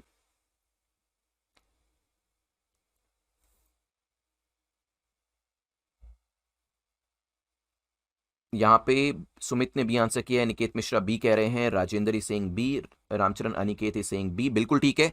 अभी रिसेंटली क्या हुआ, इलेक्शंस की वजह से यूके उत्तराखंड के कालापानी रीजन के अंदर रोड्स को, नई रोड्स को कंस्ट्रक्ट करने की और जो ओल्डर रोड्स थी उनको एक्सपेंड करने की बात करी गई। और यहां पर इसी चीज को लेकर नेपाल जो है उन्होंने कंप्लेन करना शुरू किया कि ये जो रीजन है ये तो हमारी साइड है, आप यहां पर रोड कंस्ट्रक्शन के बारे में अनाउंसमेंट कैसे कर सकते हो। ठीक है, तो बिल्कुल चाइनीज टैक्टिक्स जैसे होते हैं उसी चीज को ही प्ले करने की कोशिश यहां पर करी जा रही है। ठीक है, कालापानी रीजन अभी आपको मैप के ऊपर भी दिखाता हूं, it is a bone of contention between India and Nepal. Region किसका, इंडिया का ही है, नेपाल की नजर है, ये ध्यान रखिएगा। उत्तराखंड के अंदर addressing an election rally, prime minister ने अनाउंस किया था कि गवर्नमेंट जो है फर्दर क्या करेगी, वाइडन करेगी, जो यहाँ पे सड़कें हैं उनको चौड़ा करेगी। और लिपू लेक के अंदर भी ये चीज बताई गई थी। यहां पे देखिए एक बार, ये रीजन है, दिस वन, यहां पे देखिए, इसको बड़े में देखेंगे तो ये आपको यहां पे दिखाई देगा, ये इतना रीजन है जो बोन ऑफ कंटेंशन बना हुआ है इंडिया और नेपाल के बीच में। ठीक है, ये दिस शेडेड रीजन। चलते हैं यहां से आगे बढ़ते हुए, इनइक्वालिटी किल्स एक रिपोर्ट पब्लिश करी गई है रिसेंटली, किसके द्वारा करी गई है, ऑक्सफैम इंडिया, स्माइल फाउंडेशन, पहल एनजीओ या फिर किसी और ही इंस्टीट्यूशन के द्वारा। 10 सेकंड का टाइम है, सोचिए। इनइक्वालिटी किल्स रिपोर्ट के अंदर बताया गया है कि कोरोना की वजह से जो रिच हैं वो और भी ज्यादा रिच हुए हैं और जो गरीब हैं, पुअर जो है वो पुअरर हुए हैं। ठीक है, और 102 बिलियनियर्स हुआ करते थे इंडिया के अंदर कोविड से पहले, और कोविड के बाद 142 इनकी संख्या हो गई है। ठीक है, तो rich are becoming richer, the poor are becoming poorer, ये यहां पर बताया गया है। आंसर में मुझे दीपिका ने ए आंसर किया है, और विष्णु ने ए आंसर किया है, जैदा Akhtar is saying A, Deepak is saying A, Sonu Mishra ने भी और सोमया ने भी ए आंसर किया है। देन यहां पे ऑक्सफैम कॉमरेड ने आंसर किया, बिल्कुल करेक्ट है। What is the correct answer, ये ऑक्सफैम इंडिया के द्वारा रिपोर्ट जो है अभी लाई गई है इनइक्वालिटी को लेकर। तो क्या हो रहा है यहां पर, यही बताया गया, rich are becoming richer, poor are becoming poorer. इसके साथ साथ ये भी बताया है कि काफी सारे वेलफेयर एरियाज जो है, हमने इवनिंग के अंदर ये लेक्चर को डिस्कस किया था जिसमें मैंने आपको सारा डेटा भी दिया था, जो ये वेलफेयर के जो एरियाज होते हैं जिसमें हेल्थ है, एजुकेशन है, इसके अंदर गवर्नमेंट का एक्सपेंडिचर, बजटरी एक्सपेंडिचर जो है वो कम हुआ है, ये भी इस रिपोर्ट के द्वारा बताया गया। Let's move to next question. Living planet report किसके द्वारा पब्लिश करी जाती है, WWF, UNICEF, nature conservation, national wild life federation. अब ये जो रिपोर्ट आई, इसने बताया कि प्रॉब्लम क्या हो रही है, एनिमल बायोडाइवर्सिटी लॉस की वजह से, जब एनिमल्स जो है इनकी संख्या कम हो रही है, जिसकी वजह से प्लांट्स की संख्या भी कम हो रही है। क्या कोई इसके बीच में रिलेशन बता सकता है, ऐसा क्यों हो रहा है, बताइए। सचिन ने ए आंसर किया है, दीपिका ने ए आंसर किया है, रामचरण ने WWF लिखा है, बिल्कुल ठीक है। जगदीश बगुल ने ए आंसर किया, which is the correct answer. Ajay Kumar ने ए आंसर किया है, दीपक ने ए आंसर किया है, यस। क्योंकि देखिए कहा जा रहा है कि काफी सारे बर्ड्स जो क्या करते थे, बर्ड्स या स्पीसीज जो होते थे काफी सारे फ्रूट्स को खाते थे, और उसके बाद जो इस फ्रूट्स के सीड्स होते हैं वो दूसरे एरिया में स्प्रेड कर देते थे, एक्सक्रीशन की वजह से या अदरवाइज। तो प्लांट्स क्या होते थे, एक प्लांट यहां पर है, इसका फ्रूट खाया, जो पक्षी है उड़ के दूसरी जगह पर गया, वहां पे एक्सक्रीशन की वजह से बीज सॉइल के अंदर गया, एक पेड़ यहां पर भी उग गया। तो यहां पर जब बर्ड्स की संख्या और स्पीसीज की संख्या कम होगी तो ये जो डिस्पर्जन का काम होता है, जो सीड्स को फैलाने का काम होता है, ये भी कम होता चला जाएगा। ये इस रिपोर्ट ने जो WWF लेकर आया है, world wide fund for nature लेकर आया है, उसके द्वारा बताया गया। ठीक है, तो करेक्ट आंसर क्या हो जाएगा, A will be the correct answer. Let's move to next question. Question number 9 पूछ रहा है लिविंग प्लैनेट रिपोर्ट को लेकर, LPR को लेकर बताएं करेक्ट क्या है। रिपोर्ट जो है वो लिविंग प्लैनेट इंडेक्स को यूज करती है, हो सकता है एलपीआई जो है it is a measure of the state of the words biological diversity based on population trends of vertebra. तो ये पे क्या किया जा रहा है, एलपीआई जो है वो किसको मेजर करती है, वो बायोलॉजिकल डाइवर्सिटी को मेजर करती है, और वर्टिब्रा जो आपके हैं स्पीसीज उनकी पॉपुलेशन को बेस रखा जाता है। 10 सेकंड का टाइम आपके पास है, सोचिए फिर करते हैं डिस्कशन।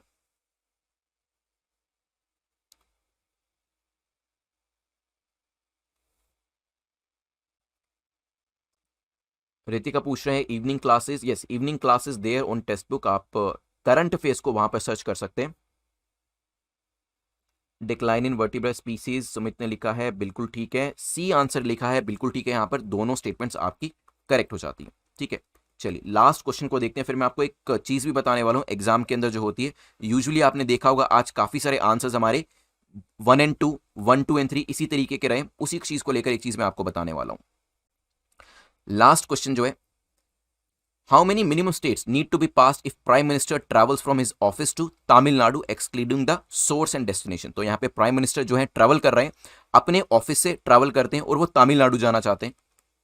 ठीक है, अब आपको यह बताना है कि मिनिमम कितने स्टेट से होकर उनको जाना पड़ेगा अगर वो ओरिजिन और डेस्टिनेशन दोनों को एक्सक्लूड कर दें। बताएं, 10 सेकंड का टाइम आपके पास है, बताइए।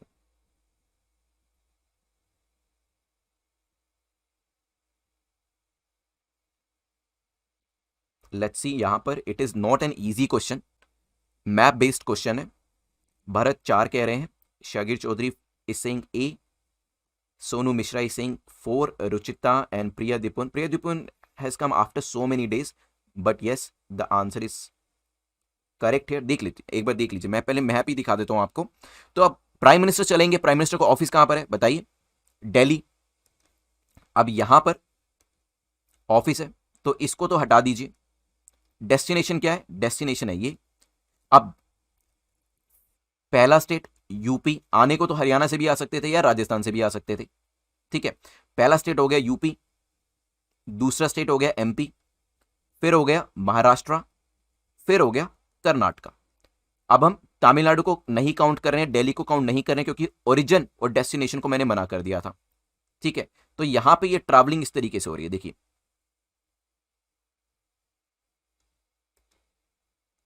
थोड़ा सा बड़ा करके दिखा देता हूं, ये देखिए दिल्ली से चले, पहला स्टेट कौन सा है, यूपी, एमपी, महाराष्ट्र एंड फिर आपका आ जाता है कर्नाटका। ठीक है,